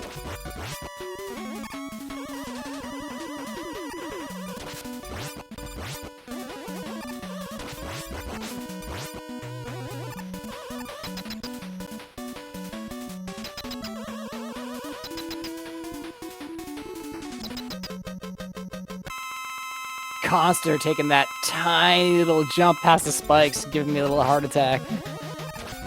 It's so easy to die there. Yeah. It's really easy to... It just in the water in general, it's I was- really easy to overestimate or say. underestimate. Go ahead. Continue. Oh, just that, yeah, water is crazy, actually. There was, I had watched the theory task by Baron Haynes, which is really interesting, actually, and I recommend people to check it out. It's a task he did that's supposed to be like a theoretically humanly possible route and movement and skills, just played like at a task level, essentially. And it has a 35 time, which is really cool. But he was telling me about just some of the insights that he got from doing the tasks. There was just a lot of just strange things happening in the game. So the game is kind of goofy with what makes it lag, makes it not lag. And I guess tying this back into what we were talking about is the underwater movement, about how having the background tiles, affecting slides, but the water movement in particular having kind of an unpredictable acceleration in terms of how you move in the water. So it's interesting, and I could be wrong. Baron might be able to explain himself better at some time, but very interesting stuff, and I recommend that you check out his theory tasks if you search in Twitch Mega Man 4 theory tasks. It's a very interesting watch, so I'm very grateful that I was practicing one day and Baron came in and shared a lot of his insights and thoughts. And even just little things that we don't think about, like killing those light bugs in Bright, how if you move too quickly after killing them, there's a little bit of lag, and just little optimizations like that can pump up your run, so pretty cool. I feel like a lot of people, if they did just pay attention to their runs and really pay attention to the lag reduction that you can use in this game, it goes such a long way. And I mean, a lot of people can shave minutes off of their time almost just from trying to reduce the lag from their actual runs. Each room with the amount of enemies that come on or any type of weapon that you're using can always slow down the screen. You don't really realize it until you run and you actually learn how to manipulate the lag in the room where you can get better times. And we got a really sad death there for Conster missing that last jump. Yeah, the old classic. That pit is very easy to die to, and it's a very scary pit too, because it's usually if you've had like a decent movement, not perfect movement, but decent movement, that's usually about where the bright freeze is gonna, is gonna run out. So not only do you have to kind of keep your eyes open for when you're going to need to refreeze, you also are having to time your movement to make it over this huge pit. So it's kind of like a complex situation of having to pay attention to a lot of things at once, and it's very punishing if you mess it up. That last room of drill is absolutely terrifying, and we see some backup strats too. That's the way I think we both said we take is the skull barrier to get through if you run out of bright. But that is a terrifying room if you miss one slide and you miscalculate to where, yeah, I mean, you can end in your death and lose, 20 seconds, but obviously in Mega Man, there's so much RNG that even if you have a death midway through the game like that, you can always bring back your time. A Baron pointing out that there is a variable 012 counter that affects your vertical momentum in water, which actually now makes a lot of sense as to why when I ran Buster Only in dive stage, sometimes I would be able to jump up onto a platform from the water from ground level, and sometimes I would jump and it wouldn't make it, and I couldn't figure this out. So if this is true, this is actually very enlightening for me. Yeah, I was surprised to hear it, because I mean, it does sometimes feel different, I feel like, but it's just subtle. It's hard to even know that it is. You're kind of like, that just felt different somehow. Yeah, it can be unpredictable, especially when you're trying to incorporate difficult strategies like the slide cancels, unless you're Pot Dot who just eats them for breakfast, but it can be very challenging when you're trying to gauge your jumps over these pits after slide canceling. How high you need to jump, how long you need to hold down on the A button, because it's easy to just fall in a pit right away if you didn't jump high enough. Let's see what kind of luck Jorge gets on the square machine here. All right, starts off with a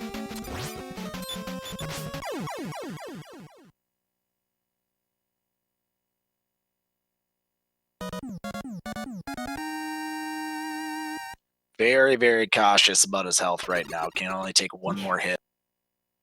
A 2-1. Wow, now 2-1, that is wow. just amazing. I would love to see that in a run. Whoa, that was Really awesome, cool. awesome fight. Didn't get hit. Nice clutch moves there at the end. Yeah, looking at Jorge's splits, you can see tons of green and gold. So he's definitely powering up throughout this session to on his way to produce better times for sure. I can't quite see clearly, but I see a lot of good going on over there.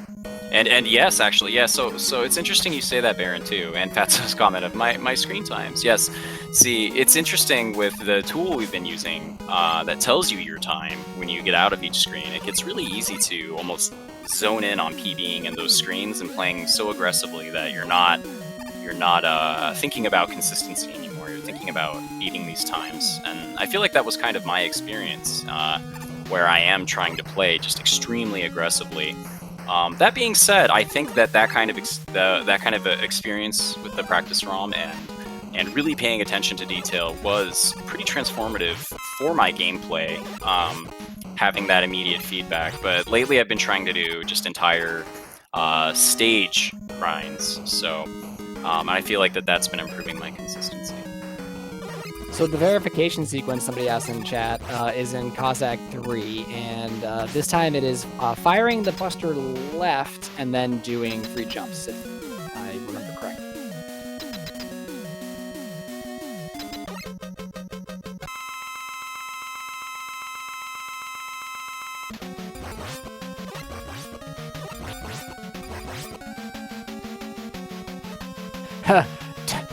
I love Baco there demonstrating that some of the it's Mega Man shields in Mega Man games sometimes, most times, just don't matter. Skullman putting up that shield and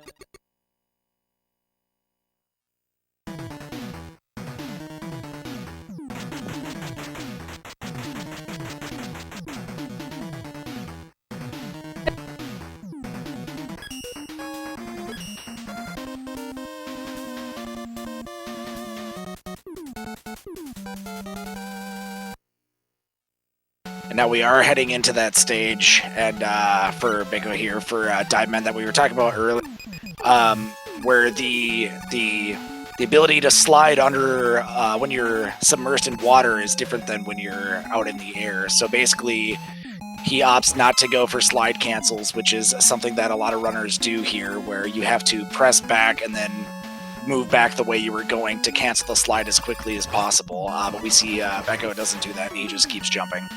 right. So I don't know if we mentioned it before, but when you're underwater in Mega Man 4, and actually the same goes for Mega Man 5, you can't jump out of a slide. And if I remember correctly, this is due to the fact that the water is being rendered as a foreground tile. For whatever reason, you just can't jump out of a slide when when Mega Man is behind a foreground tile. And so you have to do something in these stages if you want to get like really tight times, which is called slide canceling, which means you're stopping Mega Man from sliding by basically pressing in the opposite direction with the D-pad. And so a lot of times you'll see these high-level runners get right to the edge of a platform, sliding, and then press the opposite direction on the D-pad and to stop themselves, and then complete like a jump over a pit or some spikes. Yeah, and it's a little different too than Mega Man 6, which is notorious for the slide cancels. In Mega Man 6, when you press the back button or the A button in the middle of your slide, it stops Mega Man just dead where he's at, just looking straight forward. He goes into a standing animation.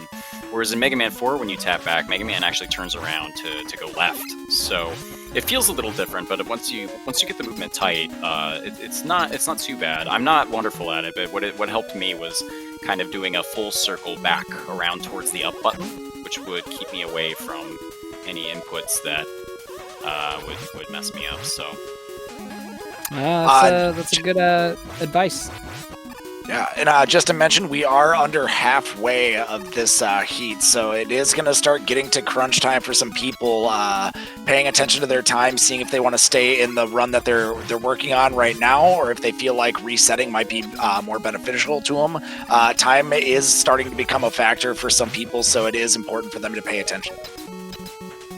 Yes, also, as long as they reset before that timer's done, they can complete the run. So if they're not satisfied with a run up until the last second, they can reset and go, and they'll be able to make that their last run for the night to see what they get. Also, if a runner becomes satisfied with their run, they're also welcome to exit the heat if they should choose.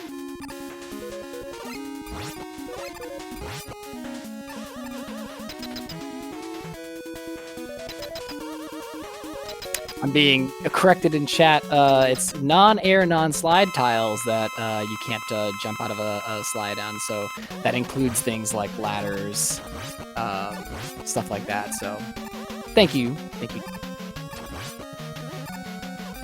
Well, Sage, what I do is I just take the deboost of staying up late, and I just wake up. I'm a little tired, but it's a bit faster, and I get a little bit more time for productivity.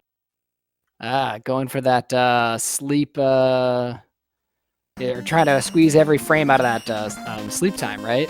Yeah, it's a dangerous strat. I mean, because you're hurting yourself, lowering your health, obviously. But I mean, it's just how it is. If you want to go fast, if you want to get stuff done, you gotta take your deboosts and just do them intelligently and have some good backup strat. Yes, yeah, I usually do like glitchless, like difficult. So I kind of know what you guys are talking about, but I'm a little bit more dangerous and cooler than you guys. So I, don't know as much as. 100% agree. I've been trying to do traffic skip recently. The consequence is pretty steep, but you can go pretty fast if you do it right. For those at home, don't do that. Oh goodness.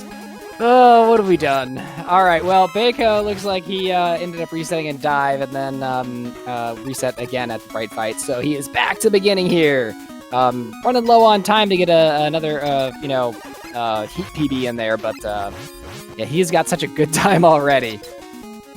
Yeah, for him to increase or decrease his time here, it's got to be very, very tight. So he does know that early in the runs, if he doesn't feel comfortable with saving time, that he's just going to reset quicker, just so he can save that time early on. And, obviously you want to get a better run, and if you don't have that time to save in the beginning, you really can't lose much. Cassia going through our Met stage. I love this kind of stage. Like, I don't know how many other Mega Man games, classic NES Mega Man games there are that have just really cool gimmicks like this. I kind of like it. I like the fact that everything here is a Met, it's just fun.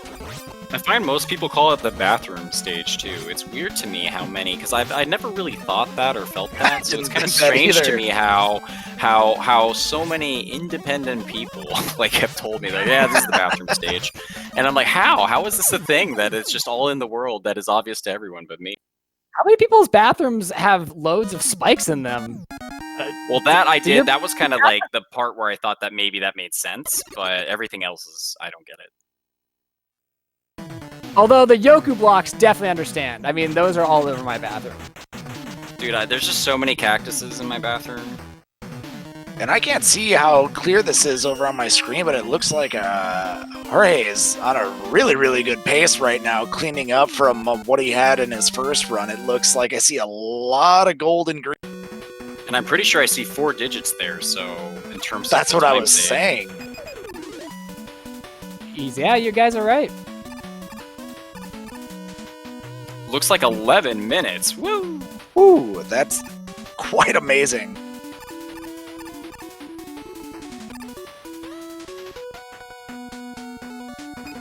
Let's see what happens here with Met Daddy Casio as well. If you look at his splits, gold, gold, gold, gold, gold. That is always impressive to see, even though it's only after one run. But I mean, how good a lot of these runners are to get that so consistently is really hard to do. We just saw a nice example of what happens when you're on the ground, when Met Daddy also stomps down onto the ground after jumping.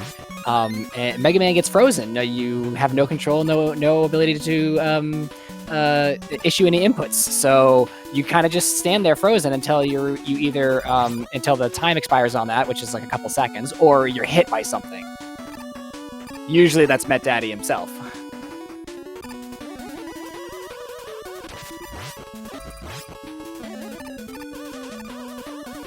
That the Wily stages have a fixation on sanitation or septic. I imagine the designer was confused that Wily asked him, like, this is the way in, right? This isn't where you also put the sewer.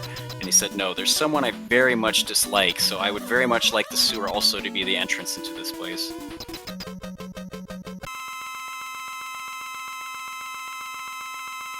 Oh no!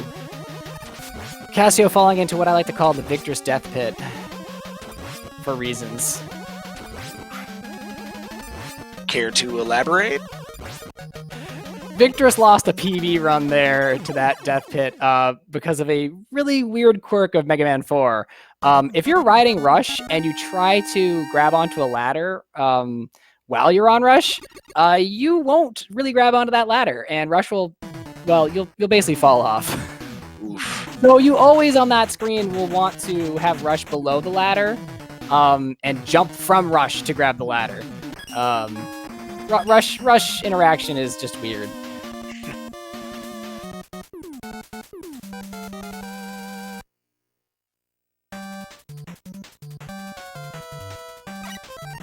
I like the Rush Jet Memorial Pit. I think Rush Jet Memorial Pit. Oh, Lord. I think I'm gonna name it something similar to that from now on. That's a great. Rush in Mega Man 4 does have issues. I think I think we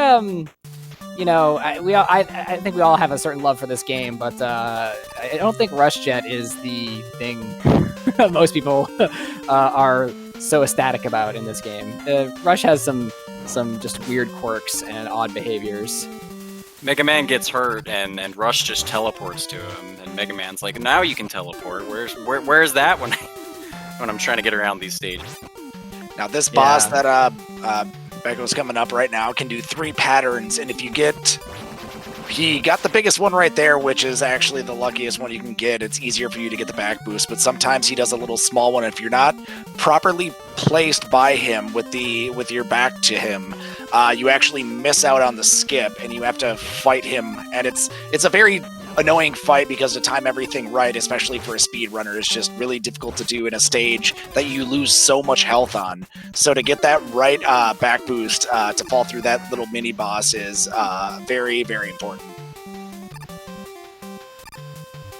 Yeah, it's actually one of the few mini bosses in this game you can't just skip or affect or speed up with the flash stopper. Like we talk about the whales, you can flash stopper them and mash them down. You don't even see them in the game, basically. The same thing with the snails in Toad Stage. You could just flash stopper them and skip them all together.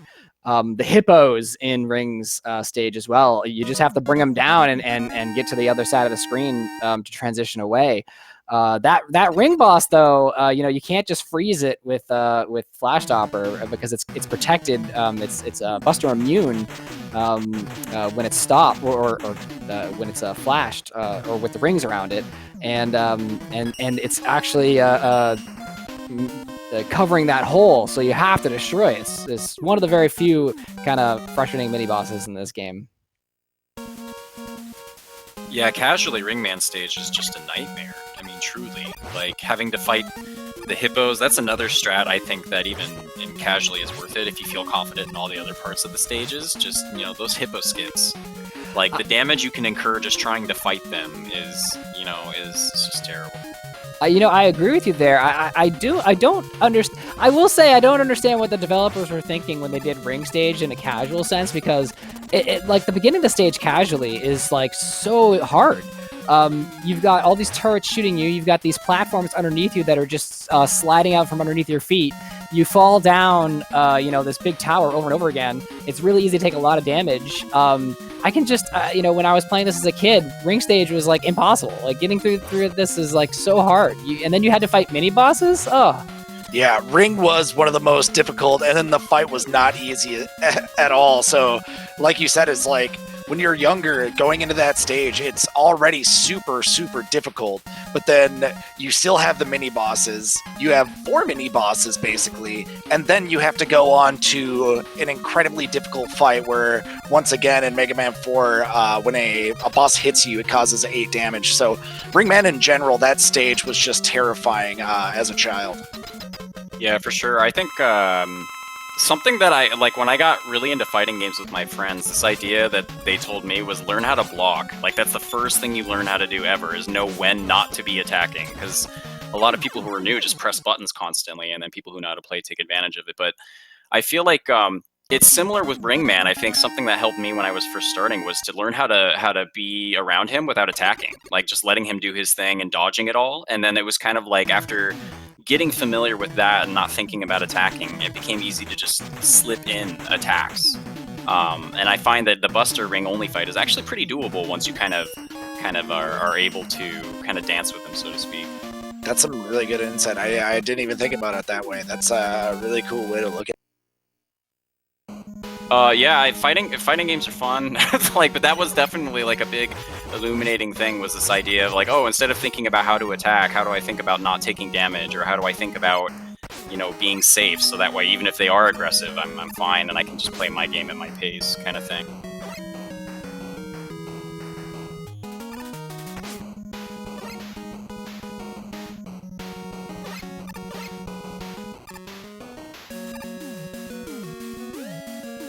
Jorge coming into machine here, a little low on ring ammo, but his splits, I mean, they look pretty good still.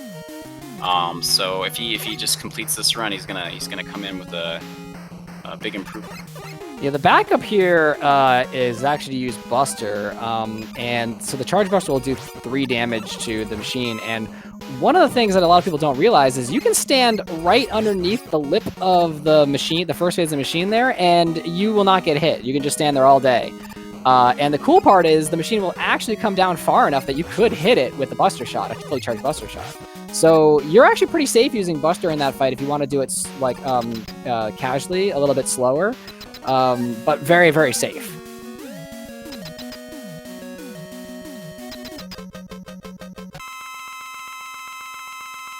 Oh. And Jorge opts to reset. You know, with the time that we have left, I get it. It must be frustrating, but with the improvement he's shown over the course of the heat, I have no doubt that he's capable of pulling out. I mean, I wouldn't be surprised even after seeing all those golds to see another set of splits lined up with more golds. So, not too bad. Hopefully he can just shake it off and keep going, 'cause there's still quite a bit of time left.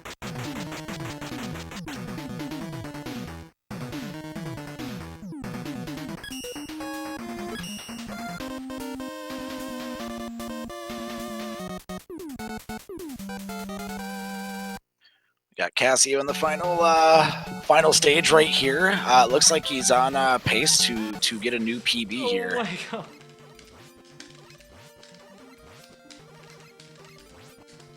This was terrible. I was completely clueless throughout the corridor. Oh boy. Missed the first double. Yeah, so you see he just paused the menu. If you pause to go to the menu, if you pause and then unpause and hold B, you'll charge another Pharaoh shot above your head, and it won't cost you any ammo. Got a GG right there. Yeah, that's Okay, GG right there. Yeah, time there. Because Big GG's, not quite a PB, but prefers. Saw a lot of gold in there. yeah, lots of gold. Basically tying his PB, if I'm not mistaken, looking at his splits. He was only almost a second behind. So very close. So hopefully we'll see something good coming out very soon. Big G.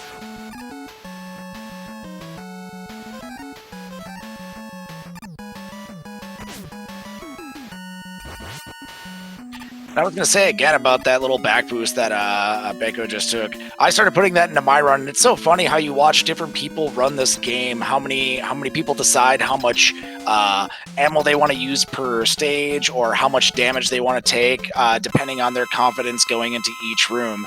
I felt like going into this dive fight having more ammo, I felt better going in than having, you know, a small amount of health. I could go into this fight having a lower health, but having more ammo and feel extreme confidence going in. Yeah, it's funny how like as you gain experience in the run, like health is just second ammo. Like it's not it becomes less and less of a concern of taking hits and like just basically looking at your health as like ammo to spend to do strategies, and that when you get hit, you're like, okay, I lost a little ammo to do the strategy I want to do later. So it's kind of funny how casually you're like trying to protect yourself so much and get all the health you can, and then like, you know, when you're doing runs, you're like, yeah, this is just ammo too. Right, exactly. And that's going back to like we were talking about when you play these games when you were younger. Getting drops, getting health drops, getting weapon drops, I thought were like the best thing ever, because when I was younger, I wanted to go into the boss, you know, I wanted to feel confident having full health, full ammo. And now as a runner, like anytime someone drops something, I would say 99.9% of the time, I do not want to see a drop happen, and I don't want it because it slows you down.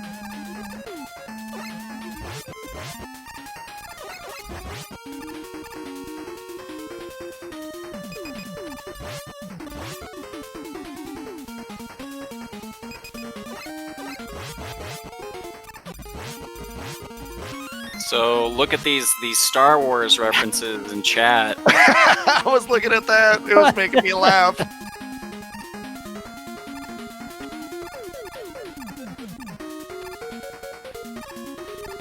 Guys, I have never seen Star Wars, so I'm not getting these references. Unbelievable. Cannot All be right. believed. So we do remember that Bako did have no dives in his top time. So if he can get another one here, it'll keep him on par with what he had in his first run.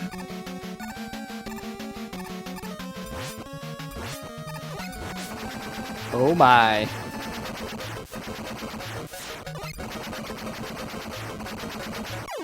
Absolutely incredible. Wow. Again, getting no Yes. dives. That is, wow. Amazing. Such good RNG for him tonight. Yeah, it's actually pretty cool that the game is being nice to these really like top level runners, because it makes it pretty exciting as a viewer to be like, oh my gosh, they're on PB pace like almost every Right. time because the game is being so friendly. Right, and it's taking away the RNG sense, so you're really getting to see just the true skill of a lot of runners getting to go through these stages and not having RNG affect them as much as it really does in a lot of Mega Man 4 runs. Usually, Mega Man 4 is very, very unforgiving, and a lot of runners know that, and that's why it's kind of one of the one Mega Man games from the original series that a little bit less people run it just because of such things as that, and less zips and things like that too. Yeah, no doubt this is... I still think that this, not only casually, is one of the hardest Mega Man games to play, but I think also speedrunning, it's one of the hardest. It's actually got the longest world record time of any of the classic NES games on the leaderboards. So it's already kind of a slog to go through, and just the fact that like things do so much damage to you in the game, and the checkpoints in the Wily and Cossack stages are just so unforgiving, makes this like just quite a difficult speed run.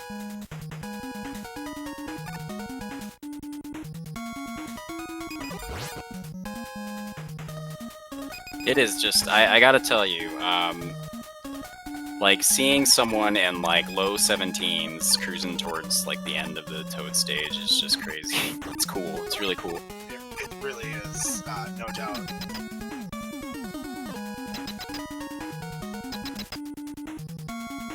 And I will say too, if you can watch Beko, his boss fights, he leaves such little room. He leaves such little room in between his shots for the least amount of time in between his invincibility frames are pulled. It's incredible how quickly he can like let go of the next shot and time it so perfectly. You can save so much time to it. And that was an 1801, did I see?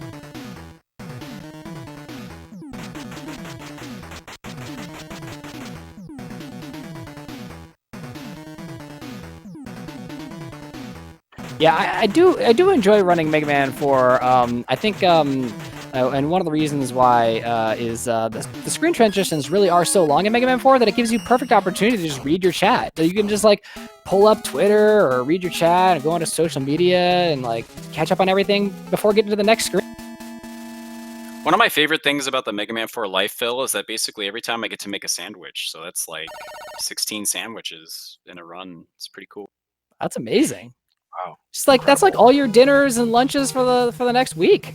Yeah, the food prep has been great, and I've gotten really good at sandwiches. So, you know, at Subway they call themselves sandwich artists, but I think that I have really grown into one. Are you making sandwiches for other people? Because I wouldn't mind a PB. No, I eat them kind of like how actual toads and frogs eat crickets. I just pick them up and ingest them like Kirby. I just put it in and swallow it. Because I don't have that much time. I just have time to make the sandwich, not eat it. So A PB on rye, exactly. I feel like agree, Kirby. that pun just got completely looked over, and I really enjoyed it. what pun? Did I made a pun? Was I I'm sure accidentally I clever? did. No, Oh, it was you, waiter. It was later. It's all over my head. I have no idea. I said I wanted a. You said you were making sandwiches. I wanted a PB sandwich. Okay. Alright.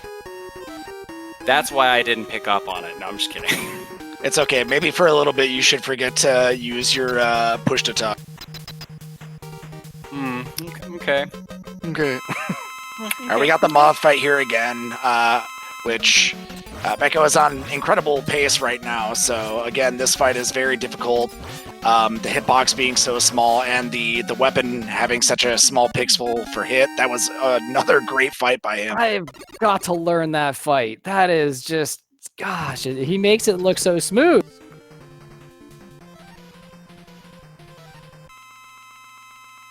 All right, Constant going in the capsule.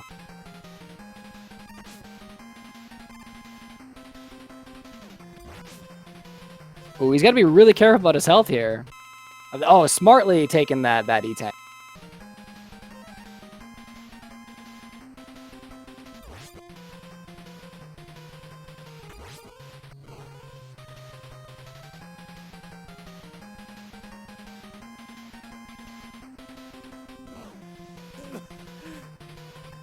He's still good enough on ammo though that he's all right. Yeah, he's got good ammo right now. Yeah, he's in there. Boom. There it GG. is. Fucking 5101. sorry, speaking. GG's I couldn't hear Constant. anything. He said nothing. He said nothing. It's okay, guys.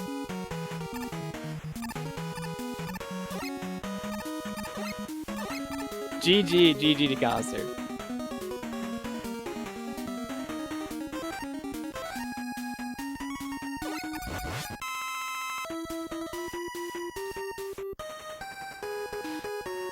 What kind of luck Becca can get out of the ring fight again, or the box fight? The box machine. You're probably gonna get like a 1-1 perfect RNG. I wouldn't doubt it. Wouldn't doubt it. Oh, okay, never mind. Yeah, I don't think we've seen anything super spectacular out of Square tonight other than that 2-2. I know Ohan had a 1-3, but I don't know if There was a 2-1.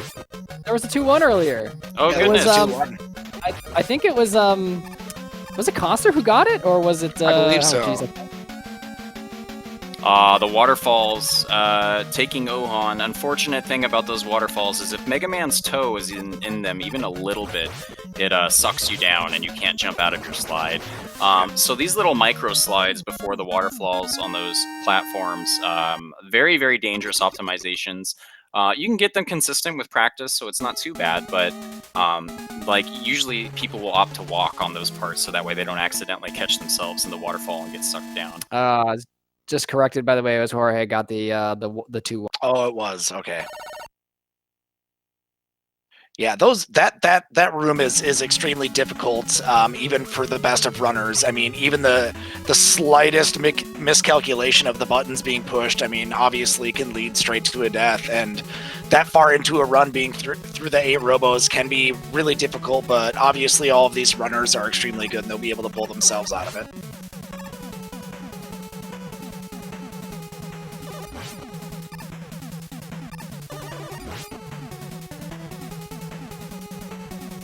So Squid, we've talked about this before, but Cossack 1-2 song or Cossack 3-4 song? I think he's probably not going to answer you, so I'll answer you with Cossack 3-4 song. I see. I personally, I think I lean towards 3-4, but I like 1-2 quite a bit as well. See, I've always been a 3-4, but now after like playing the stages, I feel like after playing the auto scroller, it's made me like the song less.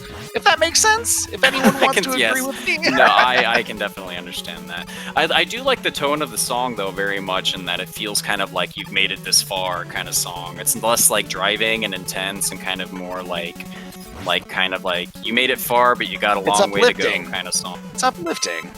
Yeah, it's like determined. It's a very determined song.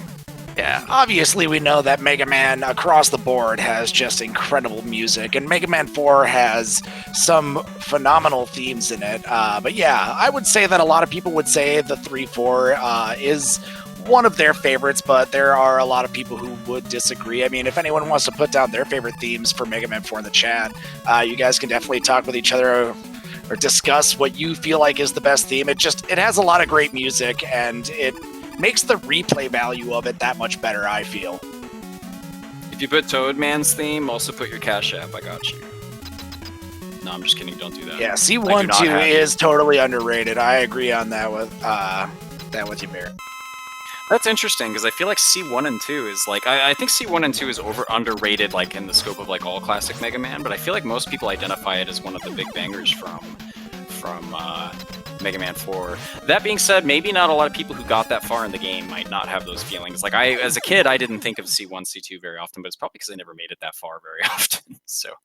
Right, no, and I totally get that, because me coming from playing other Mega Man games, even though I've mostly just like speedrun Mega Man 4, I will say that a lot of my favorites from the original games were the first stages that I used to play a lot, because it would always be the easiest stage for me, so the song would resonate with me more, I guess, as an adult. So it's kind of funny that like Flash Man was one of my favorites from 2, Magnet Man was one of my favorites from 3, and surprisingly Toad was my favorite from 4, because it was one of the first stages that I actually felt comfortable playing, like I said earlier. So it's kind of funny that that's where I get kind of like my sense of my favorite songs from the Mega Man games.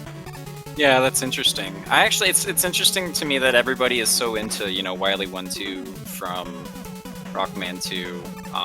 Because for me, when I was younger, like I never played it a lot, and I think Mega Man 2 and 3 actually are very iconic for the series in general. Like when Mega Man is being represented outside of Mega Man, they often go with a lot of stuff from Mega Man 2 or 3, I feel like, and of course 1.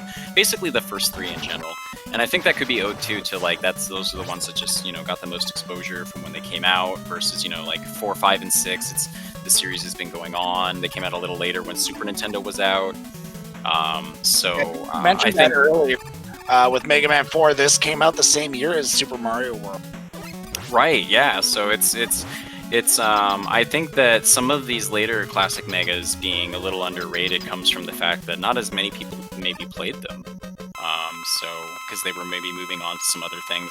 Shantae on Game Boy Color had that issue really bad too. It came out right as Game Boy Advance came out. I want to give a quick shout out right now. Ohan is doing the balloon strats. I don't remember if we called this out the first time, but this is the first time I've seen right now in this heat the balloon strats done, and he did a fantastic job. That is a very difficult thing to do, and he did really, really good. Yeah, and those are the strats that actually get you the mitigate the RNG in this stage when you do Pharaoh. Yeah, it's one of my favorite strategies in the game. I think visually it's just so cool, and then doing it in your hands is really satisfying too, because you're just like, it's just really busy, really precise. So once you kind of finally start getting it consistent, like it's very satisfying strategy to be able to. I'm not sure. I see that question in chat. Wasn't Mega Man 6 like the last 5 games released for the NES? I'm not 100% sure. That would be kind of cool to if someone actually found out that information. I would like to know that, because I feel like towards the end of me playing NES games, that felt like it was in the later stages of that console. Yeah, it came out around the time X1 came out. Yeah, that's incredible. yeah, it's Yeah, when I heard that Mega Man 4 came out the same year as Super Mario World, that was like kind of a that was crazy to me. Like I hadn't realized. All right, we are just under an hour now. So again, we talked about the timer when we were at about halfway through at an hour and a half. Now we have an hour left. It's gonna start getting to crunch time for people if they want to keep going with a certain run or if they feel like resetting is the smart thing to do. That is a very, very important thing in a heat like this, especially for people who are teetering on the edge, or if they just want to get a better time because they know they'd rather place higher than others. It's really something that they have to pay attention to. Definitely, yes. Strategic resets are going to be playing much coming more into play during this last hour for sure. Mega Man 6 is the 6th to last release. How appropriate. Wow, that is pretty appropriate. It's funny, earlier I saw Pro Infernape say, yeah, last week, and I thought they were talking about Mega Man 6, because someone had asked, yeah, Mega Man 6 came out, was one of the last NES games to come out, right? And I thought they were saying, yeah, last week, like to make fun of Mega Man 6 coming out so late. That is really funny, even though it was unintentional. Yeah, they were referring to Shantae, not Mega Man 6, but it took me a second. Mega Man 6-2 came out last week. Yeah, it came out so late, it was last week. Everybody already figured it out and optimized it.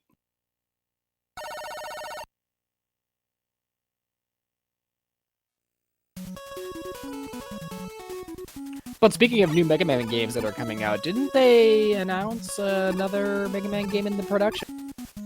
I don't know about this. Chat can help. I'm not quite sure, but that would be amazing.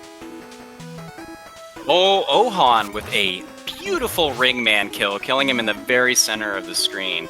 Almost it's very got a sub difficult to seven. get that center kill. A 703 out of 703. Ring Yeah, that's Yeah, incredible. blows my mind. Low 7 and sub 7 ring is just is what you want. It's very exciting when that happens because you're just, you know, it's kind of like, okay, this is going.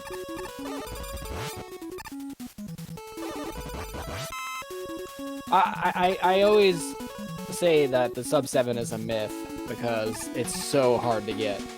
But these guys are making it look like Toad, it's didn't very you just achievable. get one recently? Didn't you get a 658?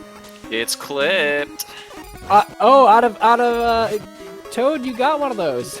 out of Ringman. Yeah, I had a. Oh That's my only happened a gosh. couple times. I think with the higher level players, it happens fairly often if everything like goes well. I think sub 7 is you see it, or at least I'm starting to see it more.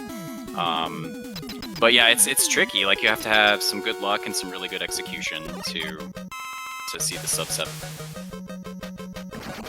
Here is Bako. Oh my god, just look at this. He slides, jumps again, fires the drill, Movement. switches, fires the ring, all in one jump. This fight is like a masterpiece. Seem like he's really losing a lot of time making those pauses. And if we were talking about that before, when you go into your menu screen, it is very important how quickly you change in between weapons on certain screens. And it seems like he'd rather waste that extra time switching it, but it doesn't seem like he loses that much time. It seems like, again, with him being like a bright first runner instead of Pharaoh first, he'd rather go for the more consistent thing, which saves times instead of the thing that saves like the fraction of more time. I'm definitely a fan of consistent strats, sometimes over the ones that might save you a little bit of extra time. And the way that he's done it, it looks like he's really optimized that. That's the strat that uses drill to neutralize that hitbox of Taco. And he makes it look really. Plus, too, I mean, it's cool to just see the taco trash just blinking the whole time. That's one of those little things I think that is easy to not notice is really cool. Is just the iframe control. Like sometimes even like when I'm fighting taco trash, like it's like, you know, you want to be really, really good about hitting him so that way there's not delay between, you know, his iframes, and that just looked like he was blinking the whole time. So that just was like, wow, that's really good. Yeah, when you don't see him like stop blinking, and you know that you've hit him pretty much every single time on the like first or second frame that you could have hit him, it's a very satisfying feel.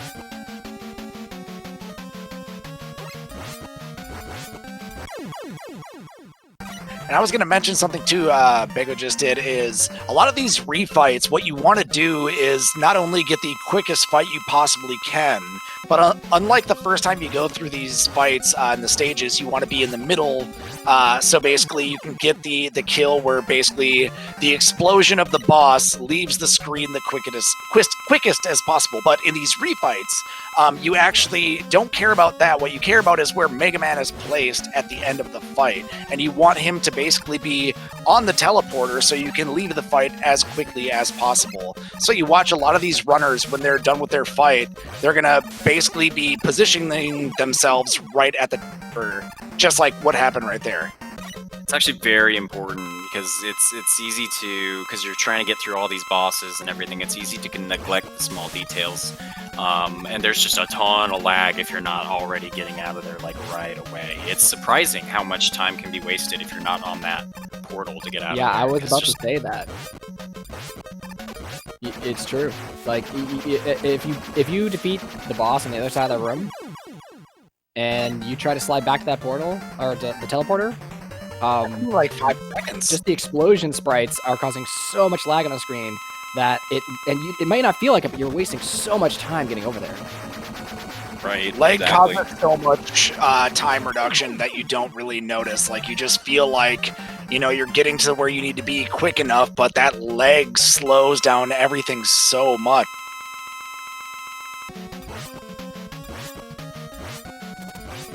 Yeah, I think it's just one of those cases when you're learning these fights and you're trying to get really good at them.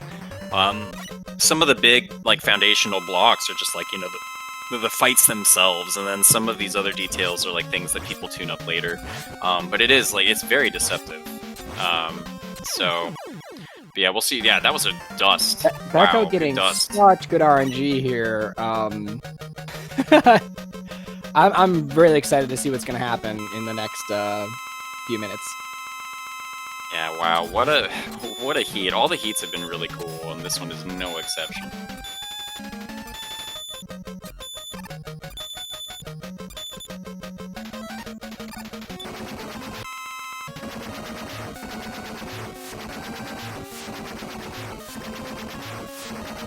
Such a good fight. The timing in between those hits were so good.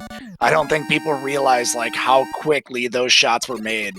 Obviously, we have the world record holder doing it, but it's so incredible how much time that actually saves to have 0 frames in between the time that you hit after the iframes drop of the. We're just gonna have to somehow trick Baco into running all the classic megas with like these tournaments and everything, so that way he can just like consolidate the 1 through 6 titles. Trick him by making him think it's his idea. We got it. Incept into Baco that he wants to get all the world records for Mega Man. Well, then we'd have a fight with Cool Kid. Oh no, that would be so sad to watch them race each other. Double hit already. Oh my god, the RNG for this. Wow. Boom! Wow!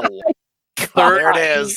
37-18. 1 second behind the old world record by 1 Chalney. second. That is incredible. 1 second. That is so Unbelievable. amazing. GG. Give it up.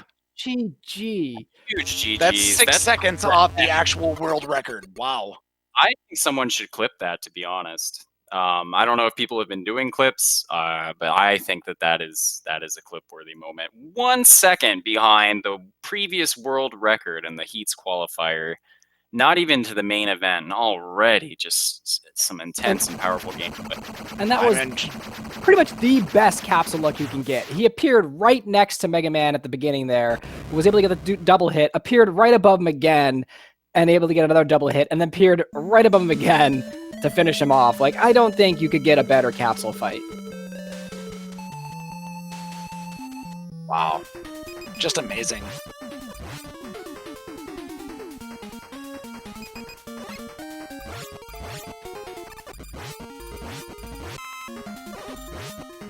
focus on Ohan going into the final room of drill. Again, this is a very difficult screen to work with. The movement is very precise, and then again, I know we've gotten a lot of good luck on this drill fight. So if he can get no dives, he is also going to be leaving with a really, really good time coming out of this stage.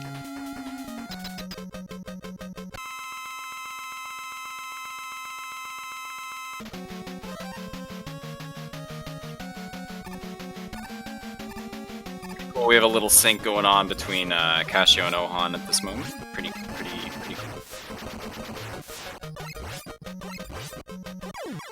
Absolutely incredible how many of these runners are getting no dives from drill. Yeah, drill in particular has just been really good. A lot of the RNG has been pretty exceptional in terms of getting the good luck tonight. Square Machine has given us a little to chew on, but not very much yet. Hopefully we'll get to see something interesting pretty soon. And yeah, Bako is still going for it. He could clock out if he felt like it, but no, who knows? Like someone said earlier, this is the potential for world record to happen. And yes, we are live. This is live.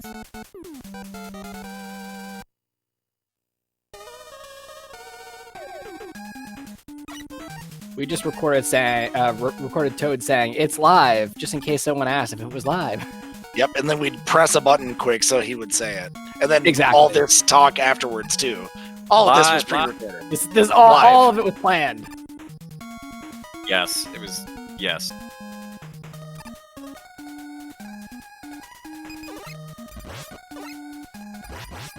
It looks like Casio, I can't see 100%, but it looks like we've got another green run going for him right now. Heading into Toad, that's always a positive thing to see is green at Toad right now.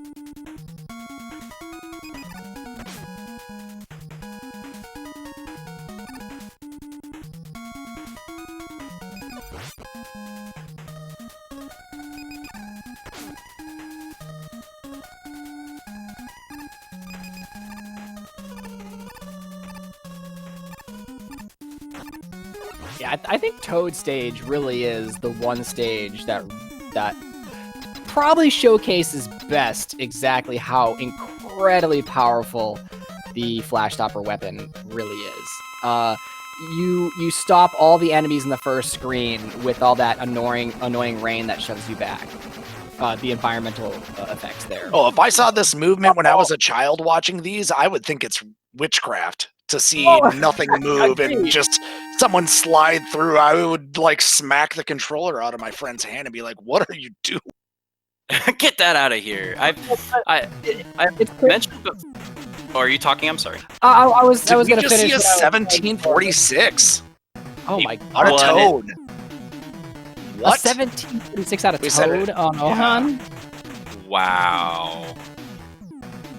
Hey guys, we are seeing some amazing runs right now. Like everybody in chat, I hope you realize like the amazingness of how much or how awesome this is to see these runners play so well right now.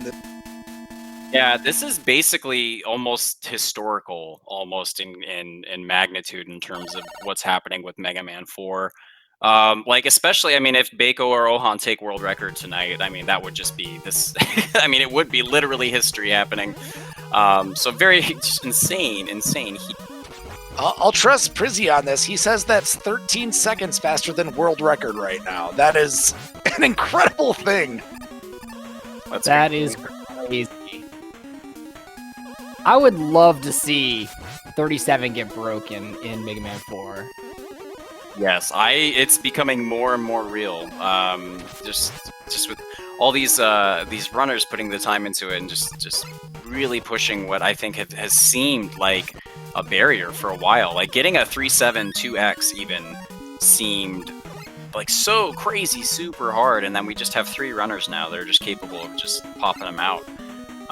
You know, and then of course Bako takes world record, and suddenly 37.17 doesn't, you know, seem as scary even. Like, so it's, I mean, it's still very scary, but Like, it's just amazing to see what's happening in Mega Man 4 right now. Just in this early stage of the tournament. But people are still going to be training. People are still going to be working. PBs are going to be broken. We probably will see the world record broken again. So, but I mean, if 36 happens by the end of all of this, just would be absolutely wild. 36 is definitely possible, and like right now how people are consistently playing this game, and you have, I mean, players like Ohan, who right there had another fantastic Moth Fight.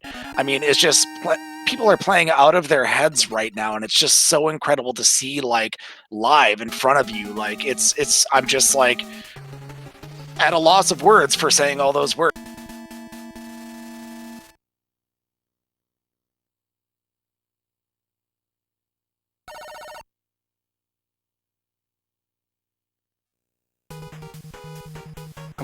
Hold my breath here watching. No.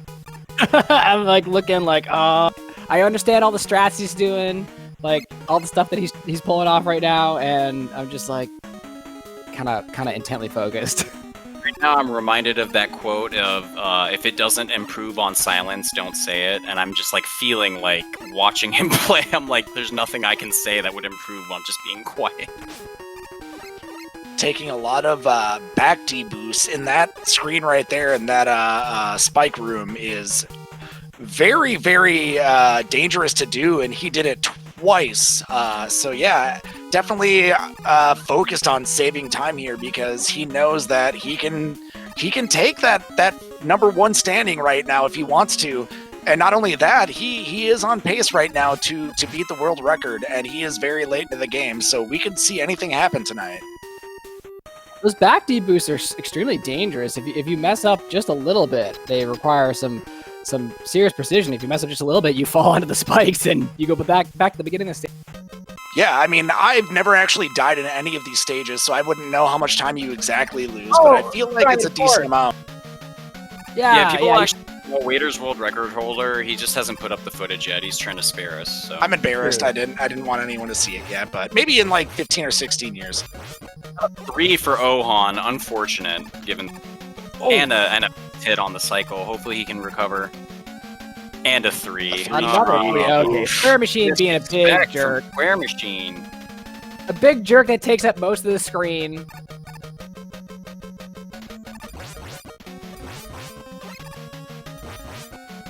Ohan. Okay, he saves it. Very nice. He scared me there. I was never scared. You never scared, never died in a Mega Man game. I've also never told a lie. I Sorry. believe you. Let's bring it all back. I will say though, but I mean, this is like for anyone watching who maybe doesn't really know Mega Man 4. What's going on tonight here in this heat is just it's very hard to explain how we have two of the top runners playing so amazingly well in this tournament, and I don't know, it's just awesome to see. Like the others have said, it's hard to explain to watch it happen and unfold in front of you. So yeah, it's just really cool. Ohan validating his run here in Cossack 3.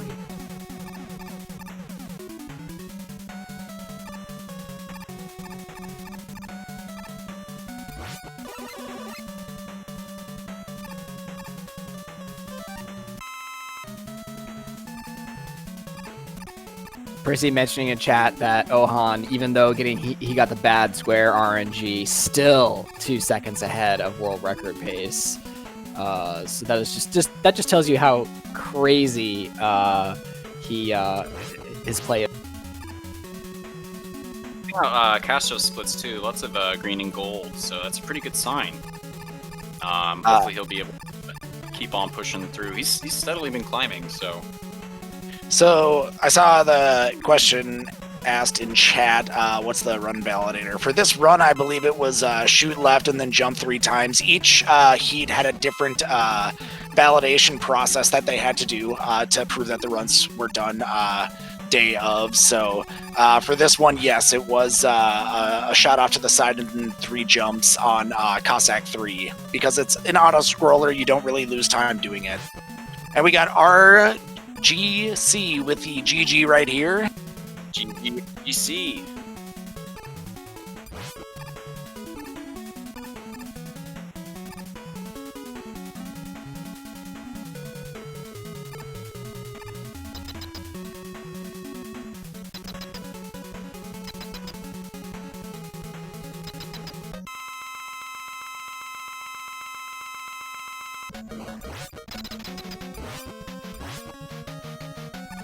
And again, for anyone who might not know, that this fight that Ohan's doing is scripted, except for this moment right here where he can either shoot a single shot or multiple shots. It looks like he got the better of the two and got the early. Yeah, it's pretty typical for Cockroach to die in the top middle, so if you kill him a little earlier than that, it's a sign you're moving pretty quick. Yeah, and I think you mentioned it before, but one of the features of Mega Man 4 here on boss deaths is that the fanfare will only start playing after all of the explosion sprites from the boss have actually left the screen. And so killing a boss in the corner will be actually slower than killing the boss somewhere near the center, where those explosion sprites actually will exit faster. So you kind of want to kill those bosses close to the center.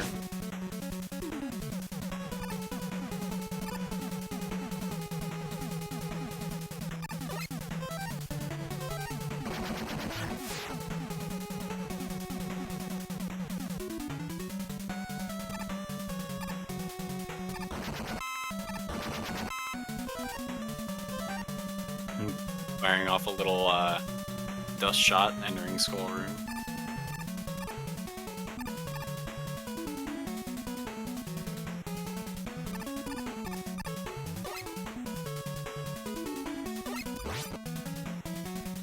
Cassio taking a nice D-boost to stay safe on the platform as the bullets are coming at him. It's very good.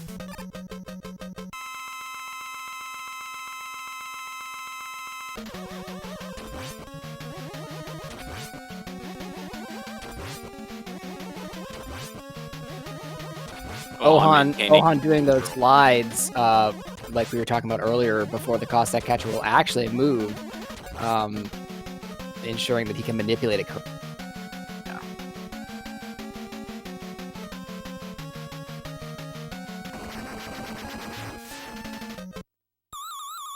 All right, so we're closing in on almost about a half an hour. Just to refresh you here, this is the Mega Man 4 Qualifier heat. This is the 8th one, the Toad heat. We have one more tomorrow morning.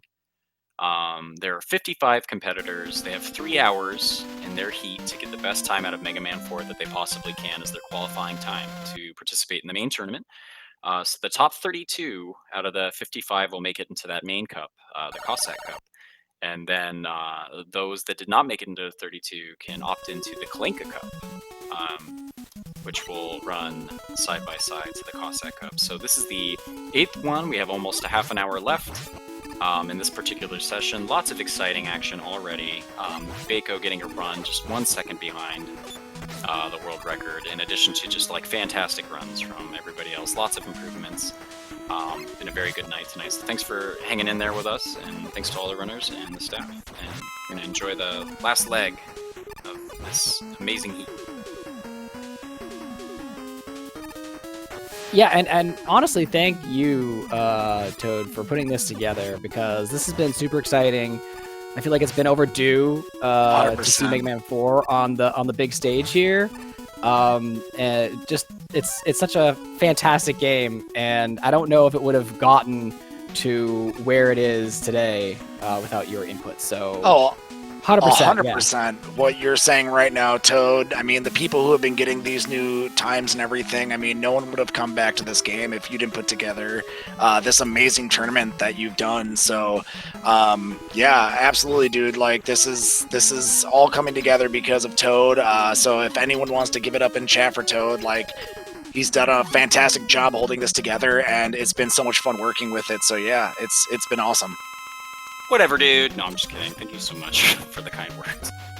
I won't talk about it very long, but it's been an honor to be able to hang out and do a bunch of stuff with all these people I care about, this game I care about.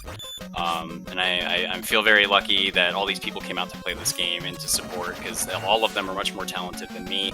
So shout outs to Chrissy, KK for the layout, the admin team, Cole, Waiter, Manix, KLM, I'm trying, hoping don't forget anybody, Cyclone, Biddy Kong for making the amazing reproduction.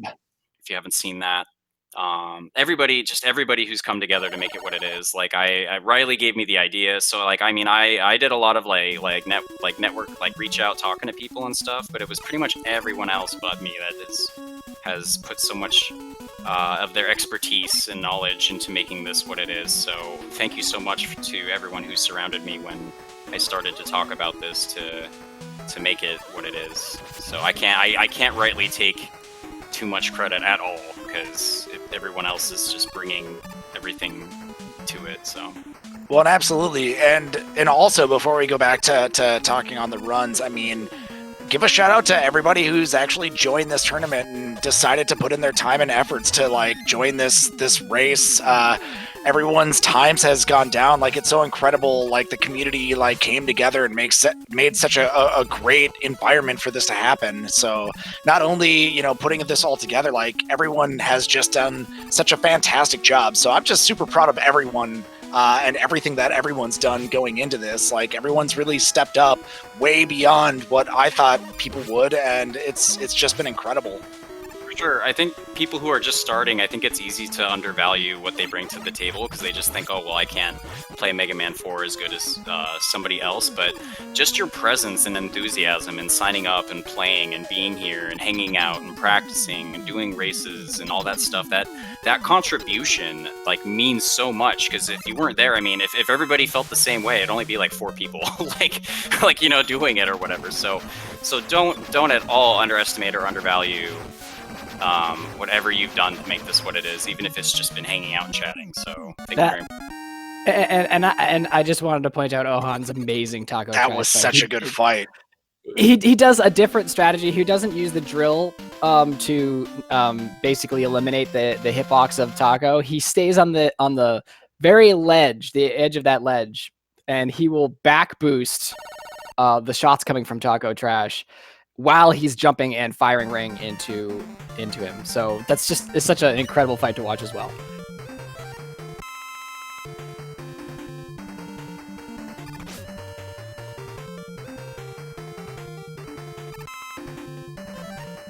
The music really is thematic. I really do like this music leading up to the refights here. It's so cool to me. Someone can say, "Hey, make a song that sounds like you're at the end and you're about to fight a bunch of guys, and that you're like, it's all serious." And the person's like, "Okay," and then you just make this, and you're like, "Yep, that's what that sounds like." Yeah. You're not wrong. I mean, it does. You do. It's true. That's what it sounds like. I think they've done that very well in a lot of Mega Man games. I definitely think Mega Man games in general are good at making that kind of like that theme song that kind of tells you are approaching the end, or like the beginning of the end. It just gives you those kind of feels, you know. Ohan got some good luck. No jumps out of Pharaoh right there. Yeah, Pharaoh was a good dog. He sat and he stayed.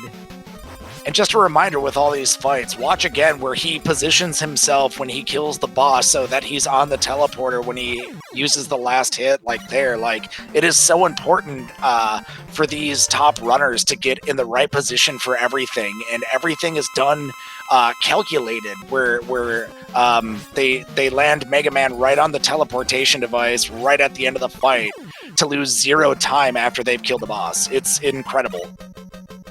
I actually first discovered speed gaming. It was an article that said, like, check out this Mega Man 4 race, and just reading that, you know, verbatim, I couldn't fathom it. I couldn't envision what that would look like in my mind, this idea of being able to even race a Mega Man game. So I went and watched it because it was so intriguing, and the idea, like, just watching Chelny and Almond City just be neck and neck throughout this whole game with this consistency, this almost, you know, the symmetry. Like, they were just playing this game in a way I never knew you could, and it just absolutely blew my mind. So it is just like they make it look easy, but it is so much precision and knowledge and time and effort. Oh my god, look at this RNG though. I was gonna say there's a dive there. Now I'm gonna ask, I know I've asked dumb questions to get responses out of you guys sometimes, but I have a genuine question. I've seen multiple times Ohan and Becco for the drill fight, as soon as they get him to dive, they go all the way to the wall and turn away and start jumping. I want to know how much that has to deal with maybe some type of manipulation with the actual fight or not. Not that I know of, but maybe somebody in chat could clarify. I feel like I Taking a haven't seen reset. either of them get a lot of dives after they've done that, and I've never seen both runners like hold themselves straight to the wall and jump and get kind of the same. With Drill Man, I usually try to pull him out against the wall because if he starts walking, he will continue to walk until he touches the other wall, which gives you a lot of time to get in shot. I generally do that to the right wall. I don't know if there's a difference though. It looks like I like Ohan doing it did it on to the left wall. I like doing it on the left wall because if he does start walking and he walks to the other wall and then starts walking again, he'll be walking back towards the teleporter, and if I do it right, he'll die right as I'm on the teleporter. And I can You know just- what? That is something I will take note of for my own runs. No, and that's why I asked, because I feel like a lot of people would actually like benefit from knowing why certain runners do certain things like that, is you don't pay attention, but I just saw that for the first time. And I get that now if he jumps up and walks across that, there's more distance for him to keep walking. And I didn't really think of that. So that's really cool to actually see happen. An incredible time by Ohan out of replay. By the way, Ohan, yeah. We all need. We need to this- zoom in on this right now because this is Yes, incredible. please. Yeah, someone is saying the run. This could be it. This could be it. I mean, honestly, this could be world record right here, guys. If Ohan takes world record in this heat, oh, it's just so spicy. Everybody needs to press RNG right now.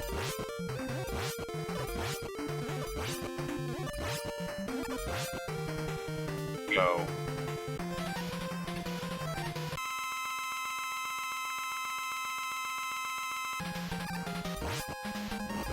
Okay, okay.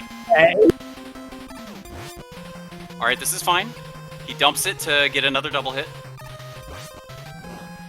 Ooh, robbed of that double hit, but Oh my god! ties world Okay, record. what? Is that? He Oh my tied God. world record. I think that's got it. No, I think he got it. World record by Oman. Guys, that is 37-11. incredible. Takes world record in his qualifying heat. This is Oh history. my god! Literally history. This needs to be clipped. This needs to be put in a VOD. This needs to be on the YouTube. This is insane. Absolutely insane place, an insane time to get world record. Just barely squeaking over Bako, stealing it from him, who had just gotten it previously in preparation for the tournament. So huge upset, huge, just absolutely just amazing, dramatic, crazy thing to happen. If you would have told me tonight that I would be commentating on Mega Man 4 runs and we would see a world freaking record, I would not believe you. I'm just What a night. speechless. Oh my god! I'm like out of breath. Like that was so incredible to see. What a night for Mega Man 4. What a night for Mega Man in general. Like I It's feel just- like that was a world record by like under a second. Like that's incredible. Just squeaking ahead just by a little bit, but So yeah, 12.9 for Bako and 12.3 for Ohan. My It's like God. 2/3 of a second between. Just wild. Yeah, so if this is what's happening now, 36 is on the way. 36 undoubtedly is coming up soon. I'm just at a loss for words. This is incredible.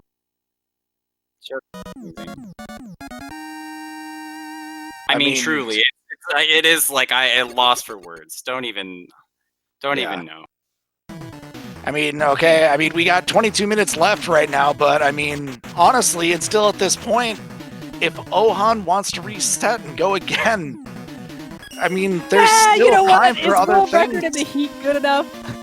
Is it though? I Is mean, it for me it would be. For me it would be, but I feel like, hey, if you're on this pace right now, might as well just reset and go.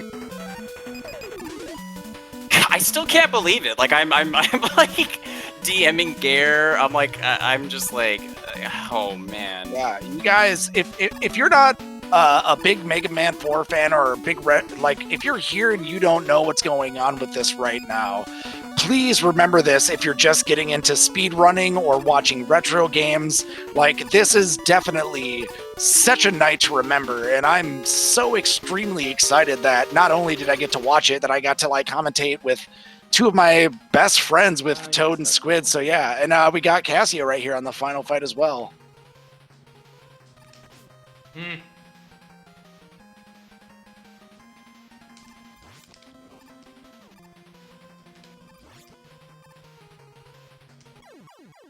Oh, nice fight. GG there for Casio there. Casio.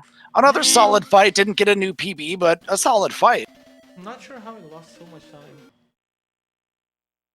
I had a lot of time. Jeez, Yeah, Casio. I just can't believe the record has changed hands twice in 2 days. Like, this blows my mind. I expected some cool action out of those guys. I expected maybe some 37s, and I would still have my mind blown by, yup, they got those 37s, you know, but I did not expect world record. I fully expected 37s, but I did not expect to witness another world record. Wow. In twice in 2 days. Jeez, just insane. God, Unbelievable. Yes, I'll take care of it tomorrow. Don't worry. It's not a problem. Actually, no. See, I can't even joke about that. People are like, haha, no. Like, you better go practice, buddy. How do you? This might be the push for Toad to play another game. No, come on. I'm I'm kidding. buddy. I'm Wait. kidding. I'm joking with you. The way I've treated this game is kind of like that part in Forrest Gump where he's just jogging across the country. I just have a feeling eventually one day I'm just going to stop and go, I'm done. And then I'll just be done. But I don't know when that's going to happen. I'm just going to play it until it does. Well, I will be that crowd of people running slowly behind you. Thank you.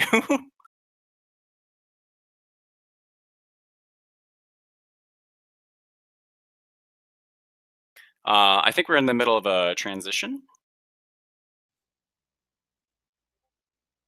I think either Casio's. Well, it looks like the counter is still counting down here, so we might actually have a frozen stream here with Casio. So I think we might need to transition back to the group for all four here.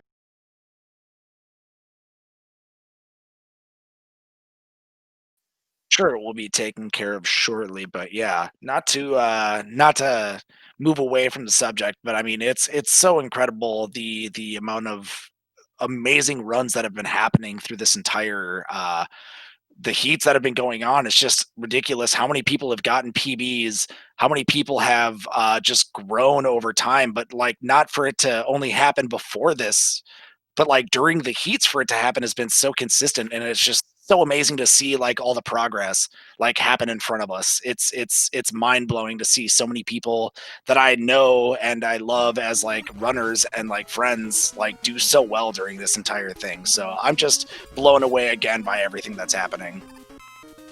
Yeah, Mega Man 4 is the spicy game right now with the spicy people. So if you, I will say this right now too, if anybody is watching this and like, wow, I would love to do something like this, definitely join the Classic Mega Discord. You can let me know if you want. I love talking about this game. But you know, just try it. That's all that can happen. When I first started playing, I played mostly RPGs. I just thought it looked cool and found some tutorials. And just slowly worked away, and now like it's become such a big part of my life that, you know, it's just wild. So you never know what can happen. If you have any interest at all, I totally recommend just giving it a go. Yeah, and someone mentioned too that he got the world record with a 3-3 like box room. So right there is so much time to save. I think he was 12 seconds ahead of world record, and he lost 10 seconds just because of the 3-3 back.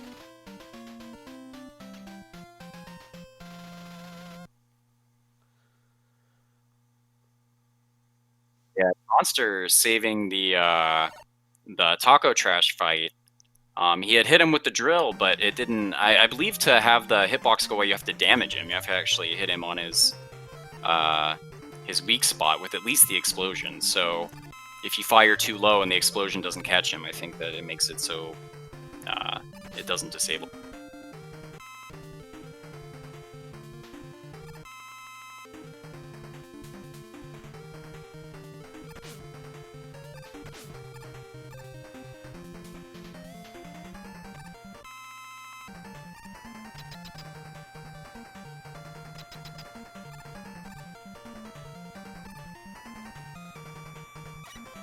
Baco just cruising on through.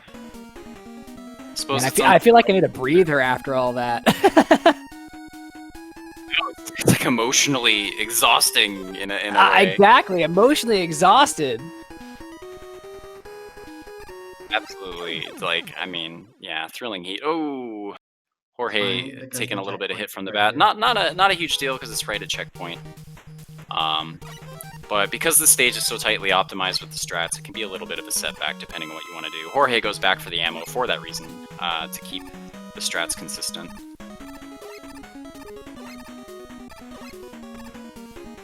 We have RGC going into Dive Man. RGC's been steadily going away. This is they're, like I mentioned before, is one of the runners newer to the game that decided to compete with us. So really glad he's here. We have like a handful of people that like literally learned the game for the tournament. Some people were kind of already into the game and were taking their time slower, but we do have some people here that just decided they wanted to come hang and play and learn. And we're super grateful for them and super excited to see all their PBs. And RGC's just a real cool cat, so recommend checking them out. They play a bunch of different games. Just the last shot, I think.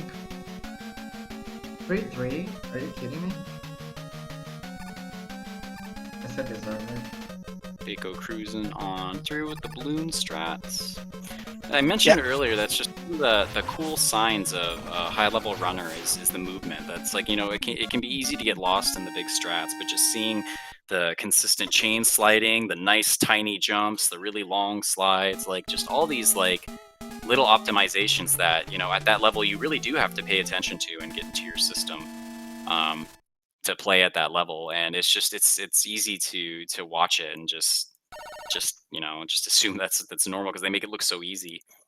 By the way, do. I don't know if you Movement is so mentioned. good. Sorry about that. I don't know if you mentioned it, but it looks like Ohan has called it for the night. He will not be doing another attempt. I think he says he's finished the heat. What a good way to end your heat. I was gonna say, Great example. I mean, that is like the mic drop of the heat. Like, there's nothing else to really do. I think I qualified. I only got world record. Right. Yeah, I think he's comfortable with his lead right now. I don't know. I mean, it'd be funny he clocked out and then Baco just takes world record back. That would be Don't great. talk know if I so could silly, Toad. Don't Please. think we could mentally take. My heart. No, can I mean, only I take didn't so expect much. world record to happen. It could happen that Baco just decides to snatch it up at the very end. Hey, gonna say right now, it's not out of the question. So anybody who's still watching this after still watching the world record from Ohan, it is definitely not out of the question for Baco to come and take it right back. So you might as well just stay, grab some popcorn, grab a drink if you want to, and let's watch the end of this together. Oh, I'm definitely cheersing to Ohan's record. This is amazing. Cheers to that.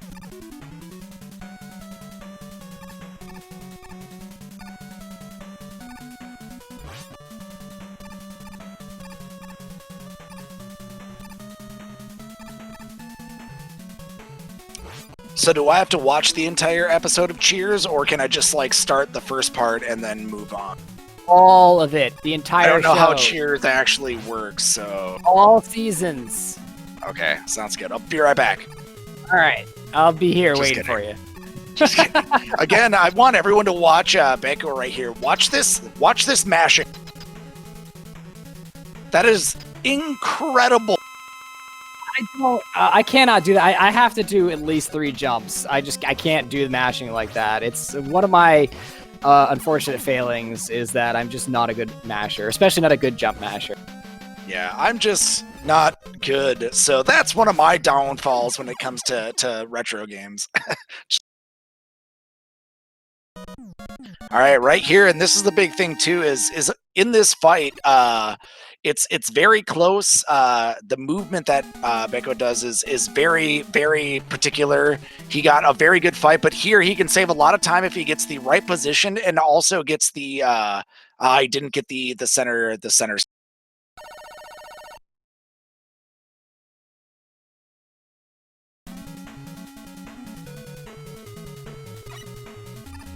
Oh yeah, for anybody coming in from that raid from the other Speed Gaming channel, yes, we have been doing the heats for the Mega Man 4 tournament. This is the second to last heat, the Toad Heat as it is called, and we just only, gosh, like what, 10 minutes ago or so, witnessed during these very heats the Mega Man 4 world record get taken by Ohan.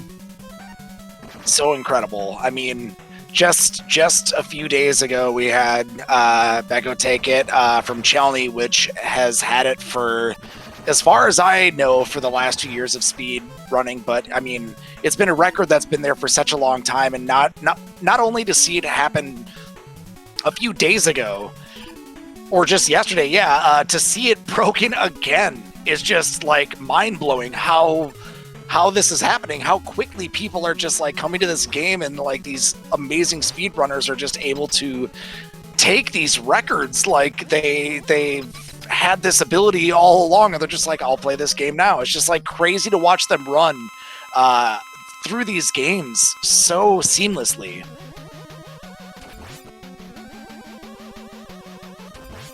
I believe Beko's run was confirmed on the leaderboards today, if I remember seeing that correctly. So yeah, we had a confirmed world record, and now it looks like we will have another confirmed world record. Yeah, that's so crazy. Yeah, still just a mind-blowing evening.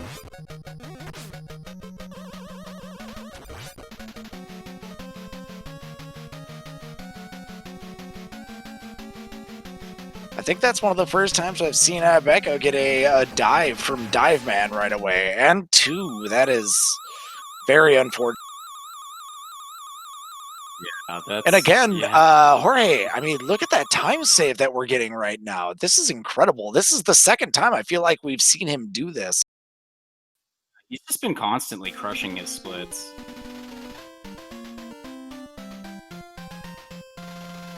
It's a little hard to see RGCs, I think, because of the display is a little slightly fuzzy for me, but it looks like it's all green and some golds in there from what I can tell.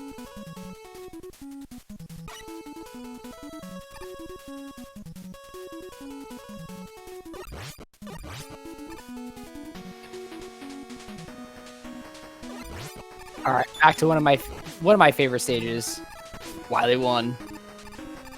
Yeah, I remember you saying that earlier. This is actually one of my favorite stages to practice, just because the movement is so precise, and when you get a lot of these really good bullets on some of these Mets, where you can, right there, he just did it right before they open. You can get a shot if you place it right at the bottom of their pixels when they open. You can hit them before they shoot at you, and it's just such a good feeling when you can time it right to get those shots.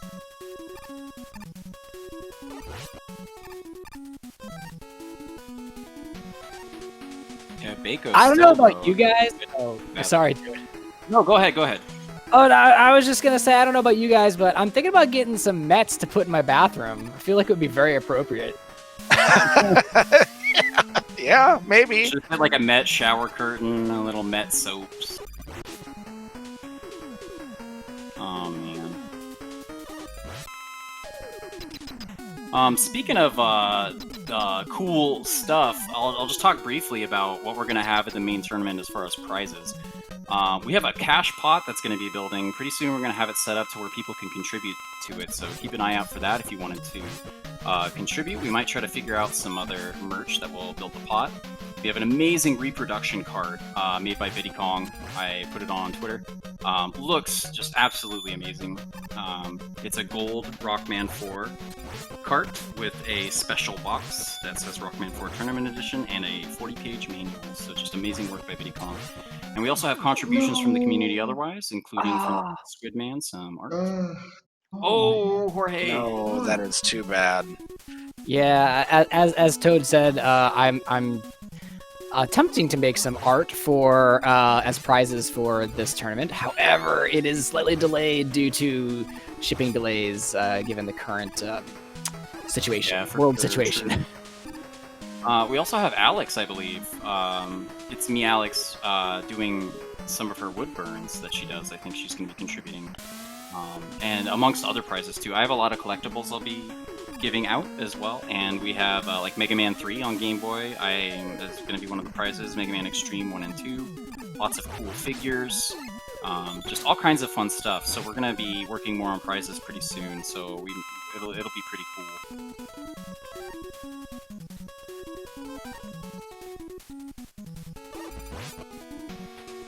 I think I missed Baco's time out of Toad Man. It might have been... Is that 1833 that I'm looking at? I think that is, yeah. Yeah. It's so weird to see 1833 in the context of everything that's already happened and be like, yeah, it's not as fast as he's been, when it's and it's already 1833. I mean, 1833 is an incredibly fast time out of a Robos. Oh, absolutely. We say that like that 17 just earlier by Ohan was incredible as well, and it was. But 18 is nothing to slouch at. Like if you're getting 18, you're on some pretty good pace. Yeah, by the way, they are saying in chat, so he does split late, so in 1833 isn't actually when he got the kill, it was more of an 1810. So he is definitely, again, still in the possibility of getting a world record here. And if they do want to reset, the time is coming up. We're about to hit 4 minutes on the dot here in 3, 2, 1, 4. So just a reminder for everyone is they can reset right at 000 if they decide to, if the run that they're running isn't up to their standards. So they definitely have the ability to right at the last second decide to go for one last run.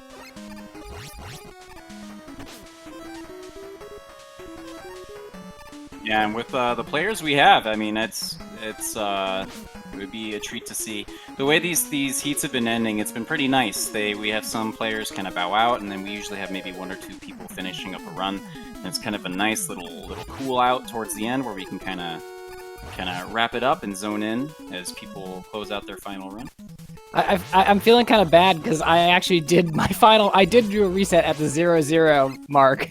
I did too. Earlier in my heat, and I did it all. I did a no reset. I did it all the way to the end. So I feel a little bad. I was at the final boss, dude. I get it. I was at the final boss, but as someone who was in the heat, I mean, sometimes you just get there, and if you're not feeling that last run, I mean, that's why you get the ability to split or to reset at the end.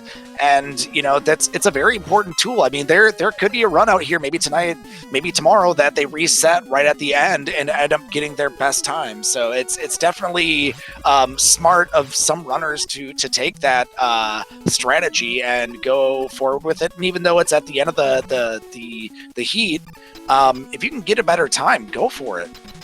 Yeah. I mean, it's set up that way on purpose. There's absolutely nothing wrong with resetting at like the very last moment that you can. That's like part of what it is. So like, there's no saying boo about that for sure. Yeah, I figured that wasn't good. That's too bad. We got a death right there for Jorge.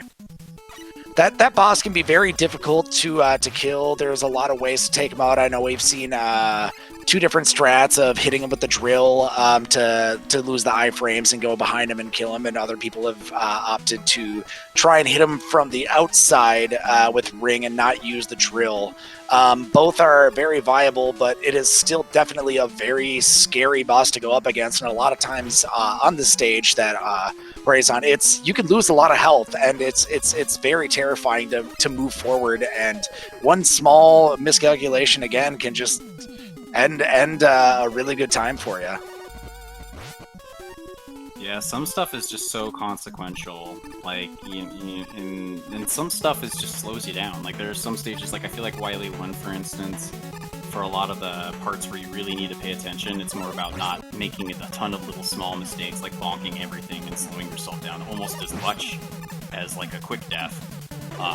And then some stages are just deadly, like Dust, like, what will kill you, like, for messing up at so many parts.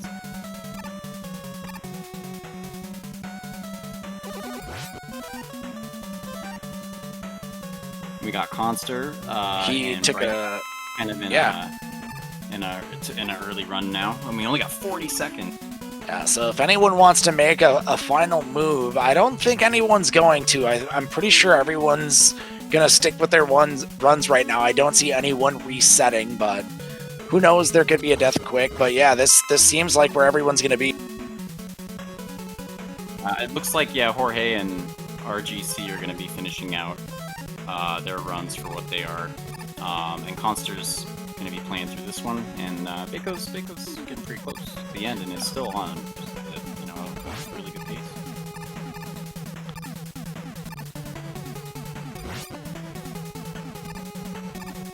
All right, it looks like this is the final time everybody gets to reset, so... Yeah, we're at 0, and we are going...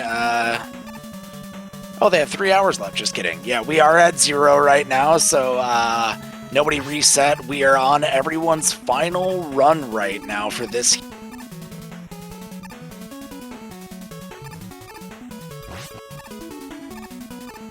Right, and as the Cyclone put in chat here, this isn't even the last heat. There is one more tomorrow morning. Yep. 8 a.m. Eastern Daylight Time. Yeah, hopefully some more excitement then. Yeah. A little too early for me, unfortunately, but I feel like I'm going to wake up, like, I know I'm at the bottom of the screen right now on the standings, but I mean, my God, how amazing everyone has played in this, in these heats. Like, I don't even feel like bad about the people who are going to get in front of me, just because all the names I see up there right now in the standings are just such incredible players and runners, and I'm just so happy to be able to play with everybody. I mean, people have played so consistently. I mean, we're watching tonight some of the top players just playing out of their mind. I mean, people have just played at the top of their game, and it's just been an honor to play with so many great players. Shouts to Waiter for just being a really good staple in the Mega Man 4 scene, for being supportive, informative, available. I asked him to join my admin team, and he just was like, sure, like right away, even though he's got a lot of IRL stuff going on. So I feel very lucky to have Waiter, and I feel very grateful that he's made time to do this and hang with us and to compete, even though there's a lot of stuff going on for him. So thanks very much, man. Thank you guys. I'm more than glad to be here, and honestly, this tournament has been, I feel like for a lot of people, this tournament has been something extremely big for them to take their time towards, to put in practice, to come and hang out with this community that's done so well. And I'm just happy that I get to be a part of it, and I know so many other people are too. So this has just been a great experience for me, and I know so many other people feel the same. Man, you're alright, I guess. No, I'm just kidding. Thanks. I'm alright.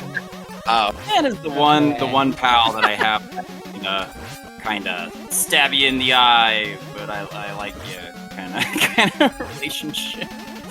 But no, I am actually very grateful for Squid. I've shouted him out a lot. I'm going to do it again here briefly, but he was the first person to help me with Mega Man 4 when I was learning. I've seen him, not just with me, but with other people, stop doing what he's doing on stream to teach a strat, because he's just genuinely interested in the games and the people. And so like he's always been there. He's done a lot for Mega Man 2 Rando. He's not a stranger on the Speed Gaming channel. So I'm also very glad Squidman could be here because these two guys are, like Waiter said, these are two of my best friends in the world. So I feel very grateful I could do commentary, especially on this heat with them. So This has been a great commentary session. It's been a great heat.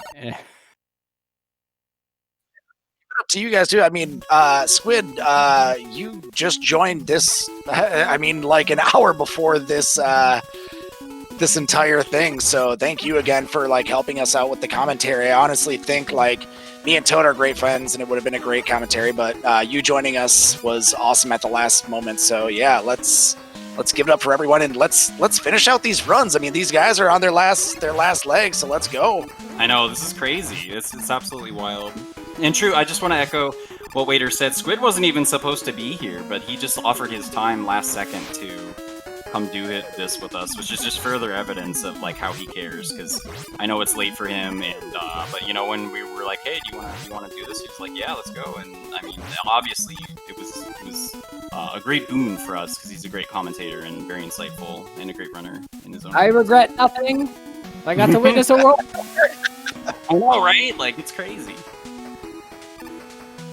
Yeah, and also, shoutouts to Speed Gaming. I don't know if I've given enough credit to Speed Gaming for hosting us, for being so responsive. Fiesel got in contact with me almost immediately when this started brewing. And Cyclone, and Fiesel, and JC have all been extremely responsive and helpful and getting stuff done right away. Sometimes when everything is going extremely right, it's easy to take it for granted because you feel like that's how it should be. But when a couple things are going wrong, it reminds you, but nothing I feel like has gone wrong with, like, Speed Gaming has just been just so helpful and so on point. So I'm really grateful for their correspondence and support.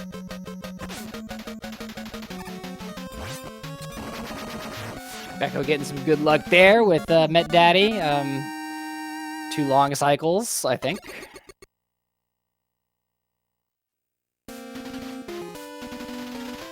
We got Conster.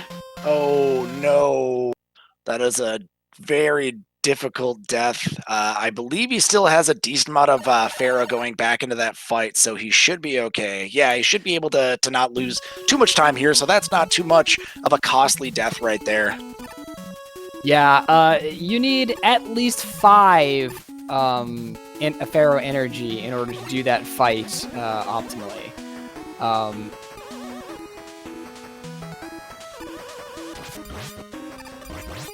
Yeah, Ring is just brutal sometimes. Ring is a very brutal fight. Even at a high level. Like, I mean, we had Pot Dot, Almond City, and Darkman doing commentary the other night, and Almond said himself, he said Ringman might be my scariest fight. He's talking about how easy it is for it to go wrong and how specific it is. Absolutely. And so it can really shut you down early game if you aren't careful. And it looks like Conster's got knocked out with that one, but still a lot of good runs in there. So GG to him for putting up a good fight there. So everyone throw some GGs down for him. And we'll move on with the rest of, I think these are the last 4 runners right now for this heat tonight. Yeah. Baco's still on a great pace, so... And so is RGC. If I'm reading this right, I'm seeing a lot of green on that run.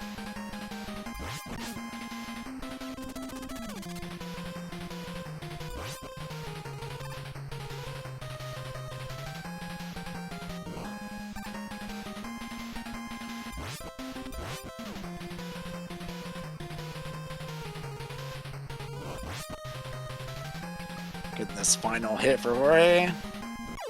And GG right there. 47-58. Wow. GG. 8 minutes and 13 seconds. That's incredible. Putting down a lot of improvement on their times.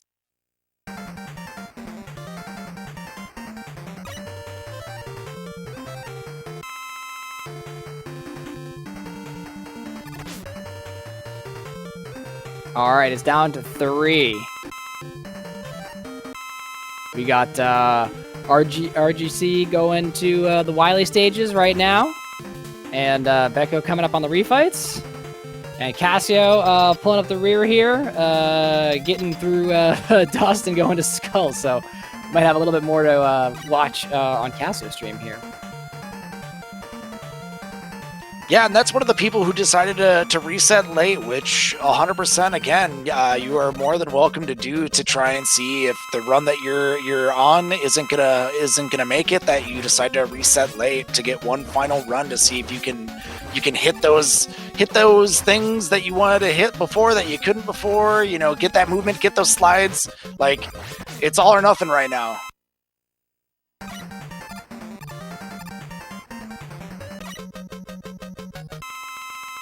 Coming into Skull, let's see what Skull's got to say about it.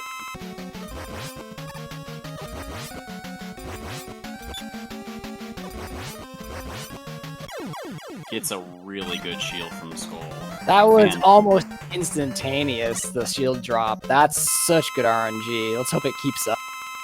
Been the best. Like, literally, like, the best RNG from Skull, just from that one little, like, blink of a shield.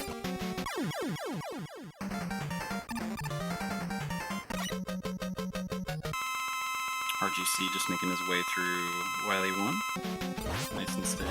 His splits look real good from what I can see. Lots of gold and green. And same with Cassio. These runners, like Jorge, Cassio, and RGC, like throughout this heat, have been just constantly improving their splits. And that's, you know, ultimately what you want to see in this is getting that first run that solidifies your time, but then knocking the rest of it down and getting the best possible thing that you can get for your. I want to say too, as an aside, I think Mega Man 4 has one of the best ending songs of any of the NES classics. Yes. One die for Becco right there. But yeah, I do agree on that. 3 has a special place in my heart, but I will say that 4 has a phenomenal final song.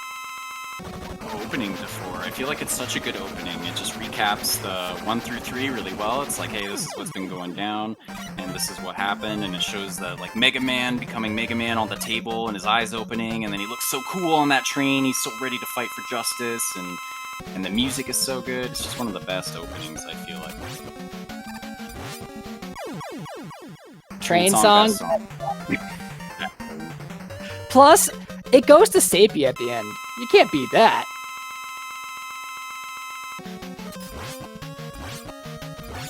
Thanks to Conster and Jorge for a really good heat. Thank you guys. Wow. Dust did not suck, and he decided to jump right at the last moment, so Becca was able to slide over to the teleporter sooner than if he would have stayed in the corner, so that Amazing. obviously saves time as well. Did you get any dives from Drill? I did not see. He got one dive. Yeah, so his RNG's been pretty good through the refights. I mean, he's got a pretty good chance. Let's go. That is a very very good incredible. fight. Wow, I mean, not to be a broken record, but it's definitely possible right now, I believe. If they go world records on this run, I don't know. I don't know what I'll do. I'll just go sit outside and contemplate my existence quietly. I'll do the same thing. Oh, he can't? Oh, he can't, okay. I've heard he can't. Okay. Got Take your it. word for it. I wanted to believe even for a moment. You could have. You could have let me live in my You belief. could have let us live. Tell But me regardless, obviously, still a phenomenal run going on right Oh, now. for sure.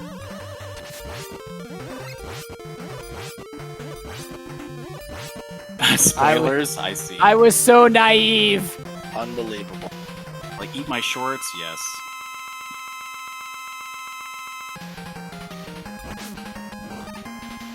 Oh.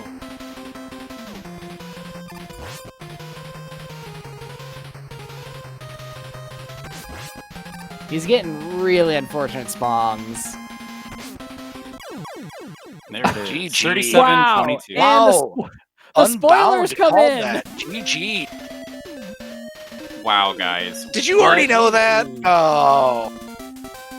Huge GG's, guys. This heat, we are seeing some of the you guys are seeing literally some of the best Mega Man 4 ever played ever in history right now. Absolutely. And you literally did, because you saw the world record. That was literally the fastest run of Mega Man 4 recorded ever. So that amongst all of these like low 20s, 37s is just unprecedented in an event for Mega Man 4. So this has just been a historical night.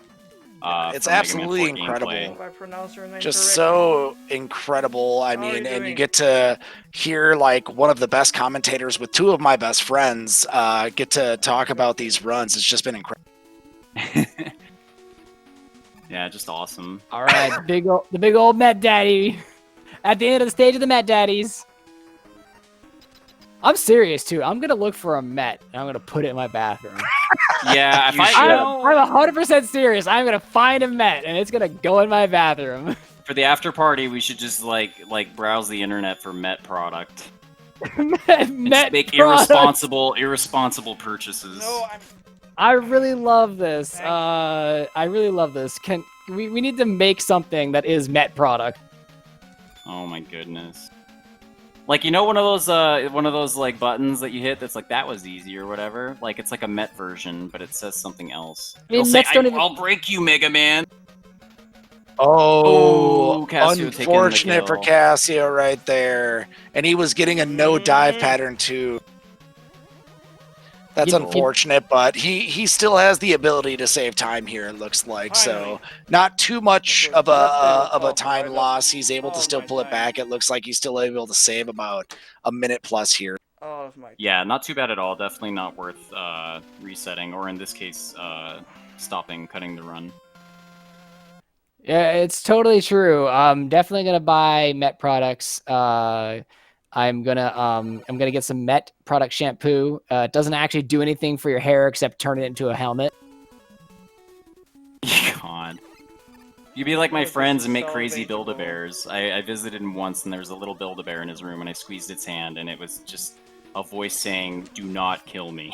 And I was so confused. I was like, "Why is this? What?" And he also had 5 copies of Fester Quest on NES, just there. Very interesting individual. Please. Well, that's an interesting story. I've lived a varied life.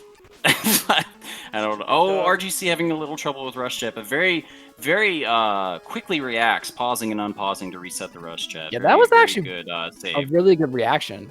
Because when that room goes bad, it kind of goes bad. Like it goes sometimes unrecoverably bad. You just like start taking damage and try to get the rush down, and you kind of panic, and you spawn the rush jet, but you're trying to jump onto the rush jet, and the rush jet kind of sits there on top of at your head level, and you can't get onto it, and so yeah, it can go really really bad. So that was actually really good recovery. Yeah, very smart, very fast. It's easy, like you were saying, it's easy to panic. Are we going to be commentating other Mega Mans? Is that what the question was? Or, I'm not or sure like what the another question- race. I'm not sure. I don't think there's any other tournaments lined up right now, but I mean, that changes a lot. So you could also go and if you join the Classic Mega Man Discord, a lot of information is there for brand new runners, but also for any type of tournaments or races that might be coming up. Even if you're not a runner, you would be able to get that information there. For anything like that, like I said, is for learning runs or just wanting to watch more tournaments. A lot of information would be put there.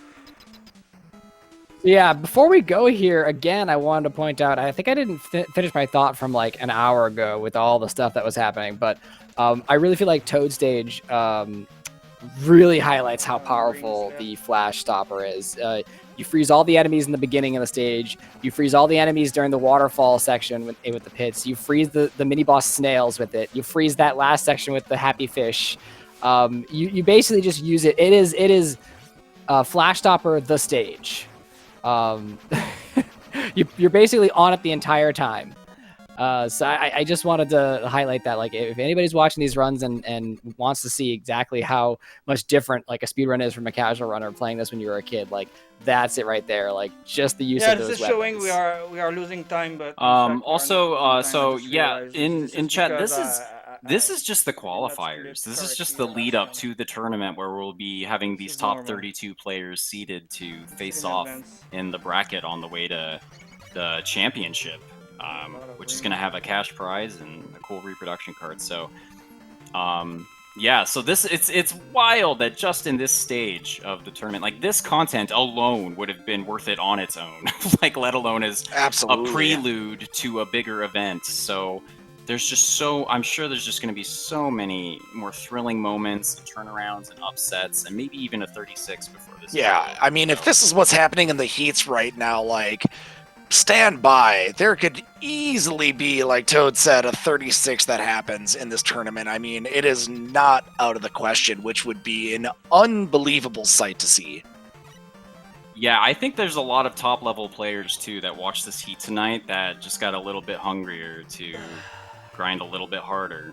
So Does not appear in English or French, but the game is I'm stopped. I'm What do you mean? 100% behind a Cassie, Mega Man What do you 5 mean, Western only Shara? tournament. A very untimely death right there in Cossack 1. This room can be extremely difficult with the quite little good guys at that fire shoot right out now. of the openings that can knock you Maybe down it's if you don't pattern, have it's the just right weird. slide. So I think he should still be ahead of pace right now. We will see, but it's a hard death to take. But that room does that a lot to every runner of all experiences and skill levels.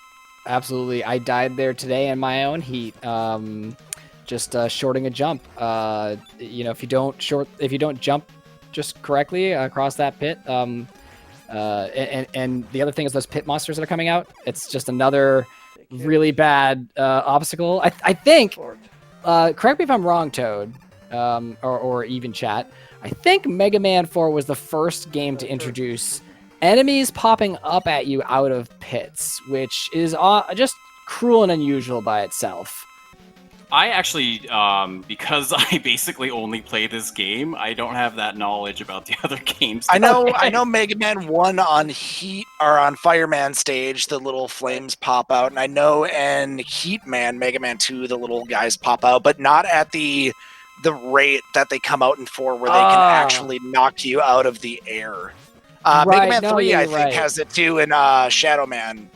They have those little... a lot of the games do have it, but, I mean, no matter what stage they're in, I know these, Oh, are you throw serious? out so No, quickly that there's really bastard. not a chance to, respond.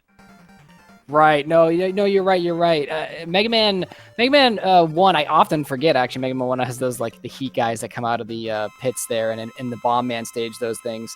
But you're right, not to the extent where it's, like, surprising you. It's usually very much, you're very much aware of enemies coming out of pits that hit you. I guess I was talking more about the surprise factor. Like, these enemies coming out of these pits in Mega Man 4 were the first time I think I experienced in a Mega Man game, like, a kind of gotcha moment where an enemy came out, surprised you, and took you down the pit. Why did I do that? To be fair, Mega Man 4 is sort of like that in the sense of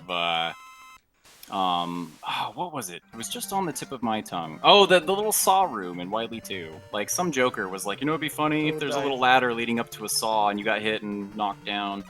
Like, it's that kind of, like, you know, like something you couldn't really prepare for, like a Kaizo block or whatever, like, that you just get hit by, so.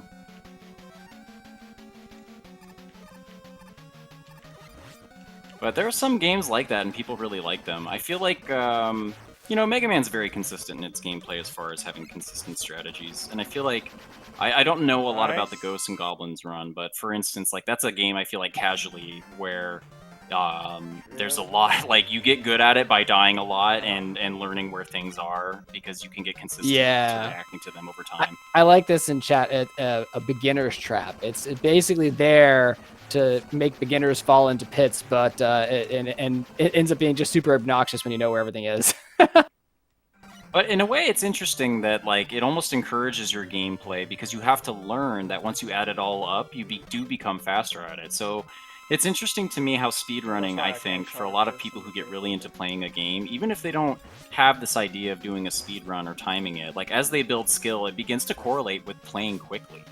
Like as you're getting through it, because you're like, I've become so familiar with this game now. My objective is when I play it to just do what gets me through it consistently and quickly.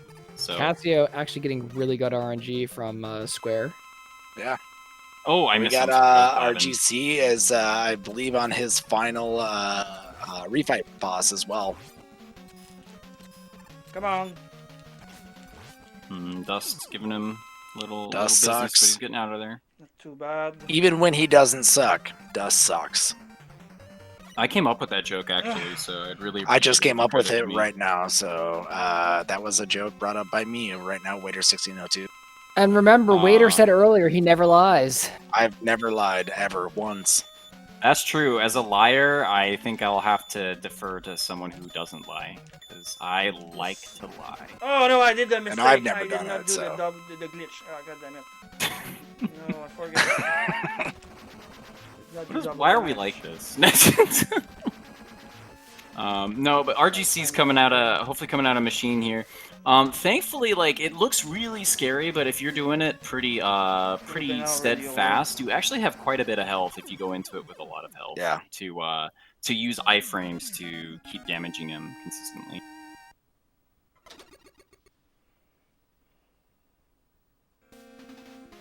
It shows I'm losing time, but it's because I split badly the last time. The last run. I think I still have enough time for one more Let's go RGC. afterward. I think. I mean, we see some green here for both the runners right now, so we could obviously see them take a step up, which definitely could make a huge difference in positioning in the tournament for their own sake to play against someone a little bit closer to their skill level. All right, we got a capsule fight coming up here for RGC. Oh. Okay.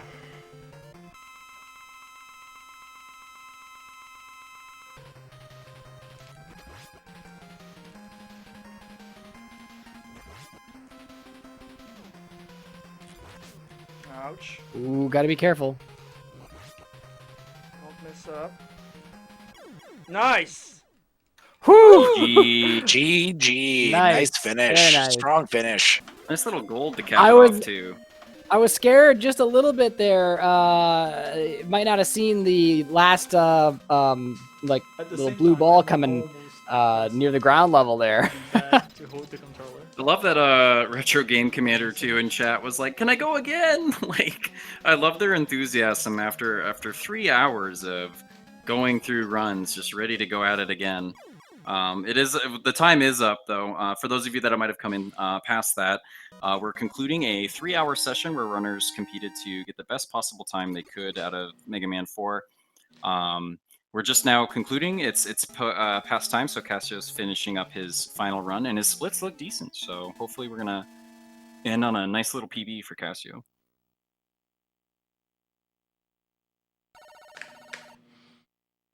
Yeah, I feel like that sub 40 mark in Mega Man 4 is like the first big barrier for a lot of runners of this game. It seems really daunting. It is. That's all I'm gonna say. I'm pretty sure I was going for sub 40 in this game for like over 2 years. It's just this game is so like intricate, and there's not a lot of zips. There's not a lot of places where you can just save excess amount of time without just having super amazing skill level. And sorry, speaking over, Cassio is having a little bit of difficulty. These parts is. A stage like this is exactly what I'm talking about. It seems short, it seems easy, but all of these little movements, if you miss something, can be so costly. Oh, it didn't work. And I'm dying now. Cassio running with a little bit of low health right now. Definitely manageable for him, So, real safe. but definitely I scary. think I have an E-tank. Yeah, he's wondering if he's got an E-tank in stock here, Should I so use it?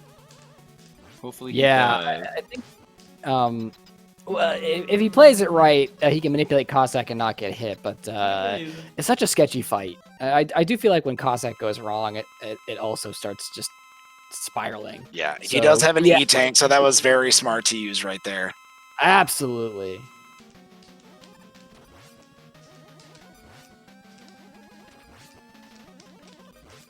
Again, using the slides towards the side of the wall, so the catcher doesn't move when he's over there, so he can basically manipulate where the catcher is, and then he can slide over to the end and basically end the fight where he. I feel validated now. Yeah, pretty smooth fight there. Yep, getting on out. Probably gonna keep some. I love seeing where people split on this too. Where do you guys? People like split the after- eyebrows. I split eyebrows. at the screen. Some people do eyebrows. You know, I just don't like how Wiley looks at me. Oh, see that look right there? Nah, man, I'm not gonna. That's the one. So he splits when The capsule closes. closes. Toad, I think you split when you see eyebrows, right? Right. Yeah, right as it opens. That's really weird how everyone has a different split. I split on fade to black after I rescue Kalinka, and it fades to black. Why'd you say and, the name like that? Kalinka is mine. Kalinka. It's Kalinka. Please. Kalinka. I'll save you every time, Kalinka. My baby. I love Kalinka. Yeah, I just find it very fascinating to see where people split on that. Some people split when Wiley gets to the castle. I've seen that too. So it's like I just find it very fascinating where everybody decides they want to split. And I know Kame Senin, when he plays this game, he splits as soon as the last hit on Cossack Catcher is done. He splits on the last hit. Yeah. Well, and anyone for speedrunning too. I mean, I've watched a lot of speedrunners. I've seen some people actually split at doors because they want to know what their stage time is compared to their fight to see how much time they save. So you can really split anywhere you want. It's just like a lot of people usually split at the same time, but whatever's comfortable for people. And if you want to keep track of your own times, split into rooms and like fights and stuff, that is definitely up to the runner themselves. Absolutely, split whatever you want. Definitely not saying one's better than the other. I just find it really fascinating to see where people do find that, where they find it, like where they find their end points here, right? Well, I think where they see the bookends of the stage, right? You see what I mean? Yeah, I think I know Becco, when he does it, out of his 8 robots, he does it after he presses select stage way after the fight, just because it seems like that's a more comfortable spot for him to like to split. It's just kind of, like you said, it's very interesting to see what's comfortable for people, but let's see what kind of fight Cassio gets here. Oh my god, I almost nice. Didn't get it because I didn't Nice. jump. That was clutch right there. Met Daddy almost closed up again. Time save. Valeu pela sorte, Alone.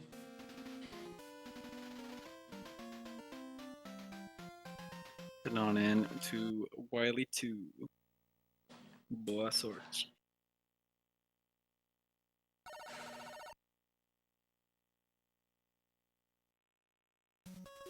Okay.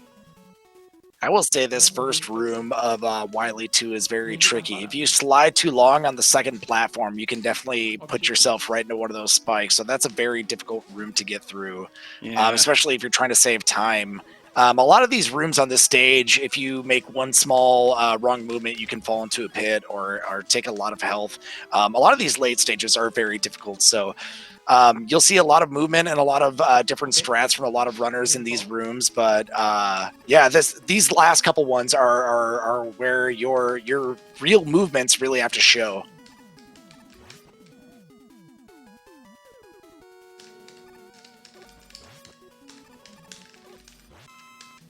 Cassio with phenomenal mashing.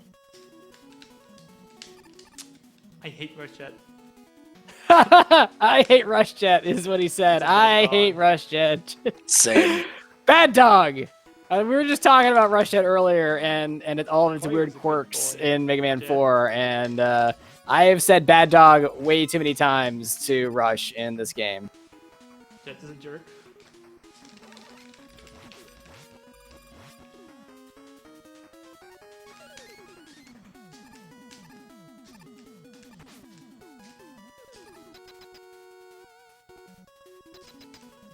Time to take out the trash for the last time tonight.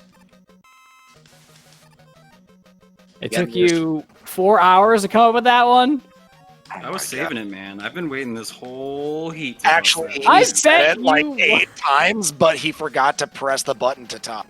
And it needs Don't know. time to take out the You know- trash, and nothing happens, and he's like, "Oh, I'll have to wait." Ah. Oh man. So many good jokes wasted because I can't Dead figure out Space how to to press save the time? button. For some reason, I feel it's not.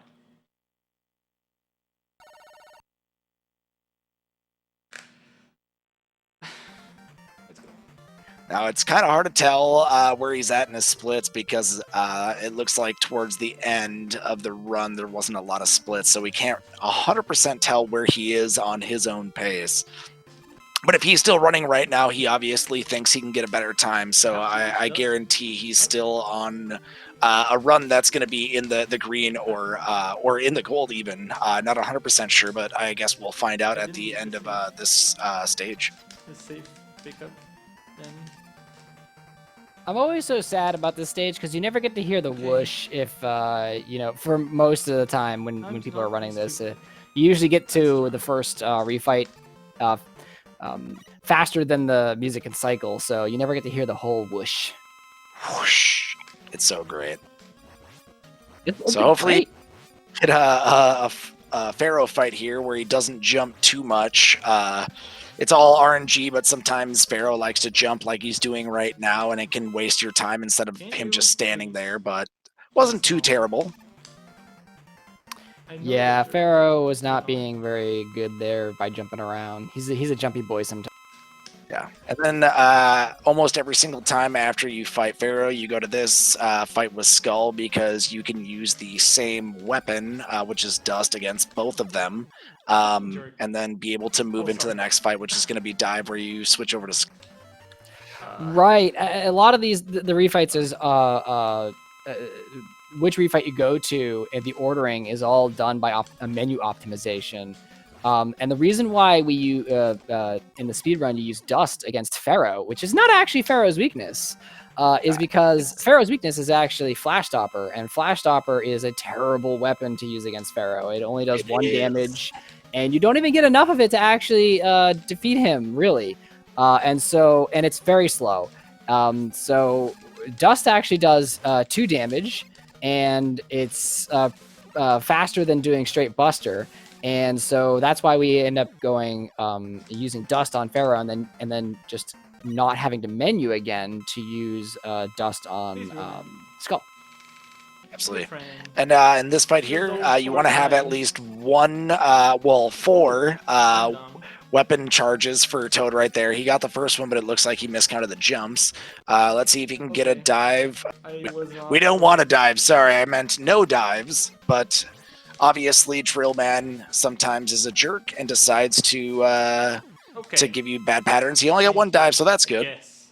Yeah, actually, the reason why we use 1 Yes, it Toad didn't shot go- in it the didn't beginning die of that for the fight time is being. because That's good. Rain Flush actually hits Drillman even though he's invulnerable underground, and Drillman always goes underground first thing in the fight. And it just so happens that his weakness, of course, dive missiles, does 3 damage apiece. And so if you do the math, each enemy has 28 health, -1 for the Rain Flush. You end up with 27 health, didn't fail and the that's fight an this even time. amount of Dust, shots throw. I'm gonna stay of far away from the dive weapon. Don't Or distract dive me. missile. Cool how people route that into runs and everything and like find out the exact amount. I mean, it's definitely something that people have taken their time to like realize how much weapon power you need to go into all these fights and how much you can decide that you don't want to take refills just because you know exactly how much you need to go into fights. But that also means that you have to be extremely precise on when you use your weapons, because you can definitely lose time if you miss 1 shot because of miscalculation that you could lose an entire run because of it. Yeah, I think I said it before, but ammo routing the ammo in Mega Man 4 No. is No. is Okay. actually very Stop. precise. It's very fairly precisely done. There is a little leeway here and there, but for some of the best strats, for some of the fastest strats, your ammo is extremely tight. Very, very, very much. I feel like here we could see a pretty decent time save. I still feel like we could see. I feel like we could see maybe a sub 41 or maybe right over 41 with this. If the movement of Wily isn't a complete jerk. I just didn't have. All right, Cassio, let's go, man. Bringing it on home. Got some nice splits. Everybody tonight has just played, I mean, really well, and the proof is in the pudding. I mean, you can see it, and you can see it on their splits. This was a really solid heat for sure. Yeah, let's pull it together for this last fight right here. Let's give all of our strength to him. Let's get Wily on top. Take my energy. Oh, that double hit Just though. one more. Oh, That's wow. it. GG. And there we go, a 41-second save. Wow. A PV, I guess. That's a Absolutely. PB. Yeah, That is absolutely. great. Fantastic. GG. What a great way to end. GG. too. Everyone give it up. 39-1. What a way to end wish I is someone could getting get a a PB full right at the end. That's I a great way to know. end a heat, is everyone just getting great times. I mean, needless to say, this entire heat was just so incredible. So many great times. We saw a world record. And not only that, we just saw everyone play in this heat so amazingly up to their standards and above. Like, that's just so hard to do for one person, but for almost everyone, like, playing so consistently was just awesome to see. Yeah, great showing by everybody. We're probably going to be wrapping up pretty soon. I'm sure people are fairly tired. It's been a long and dramatic heat. And believe it or not, in about 15 minutes, there'll only be about 5 hours till the next heat. I think the Wily heat starts at, I believe, 8 p.m. EDT. Is that 8 a.m. EDT? Is that correct? I believe that is correct. I will be sound asleep. I might try to get it. So let's go back to everybody that we had in this heat. I mean, we had Ohan obviously set world record, which was incredible. We had Becco get a 37-18. Who else did we have? We had Cassio right there finish with a fantastic time. Yes, we had RGC putting in a lot of work as well, coming up at the end too, wanting to do another one, going through some runs. They were pretty new, so they took their time down, which is great. Jorge too, putting in a really good game, just constantly just blowing up his splits. So yeah, very. Conster coming in late. I know he showed up a little late, but he had some really good times in there too. I mean, this was just a great heat. Yeah, for sure. Everyone did fantastic. So thank you all, everybody. That might be it from us, unless Speed Gaming has something else. I just want to say thank you to Speed Gaming, as I mentioned before. Thank you to all the runners. Thank you to the admin team. Thank you to prize contributors. Thank you to people hanging out. And thank you to you, Squidman and Waiter, for being just great co-commentators. It was so fun. So absolutely. Thank you guys. Fantastic. Have a great night, everybody. Yeah, have a good night, everybody. And yeah, one more heat left, and then we get to the tournament. I'm excited. I know, so crazy. And don't sleep on this next heat. I know this one was really eventful, but the next one coming up also has some really powerful runners in it that. So I mean, even though this heat was like amazing, all the previous heats have been absolutely crazy, and this next one I am sure is going to be just super exciting as well. Not to you know, downplay that at all, but I will probably be literally sleeping during the next heat. Oh no, not fine. I'm just kind of talking. It's been 5 hours. I'm joking around. I Yeah. mean, I get what you're saying, obviously. But yeah, it's there's just heat after heat, man. Yeah. Awesome. All right, guys. Well, I'm gonna clock out. This has been Looking here. Toad with Waiter and Squid. It's been amazing to be your commentator, and I look forward to what's to come. Thanks so much. Yeah. Thank you guys. All right. Thanks a lot.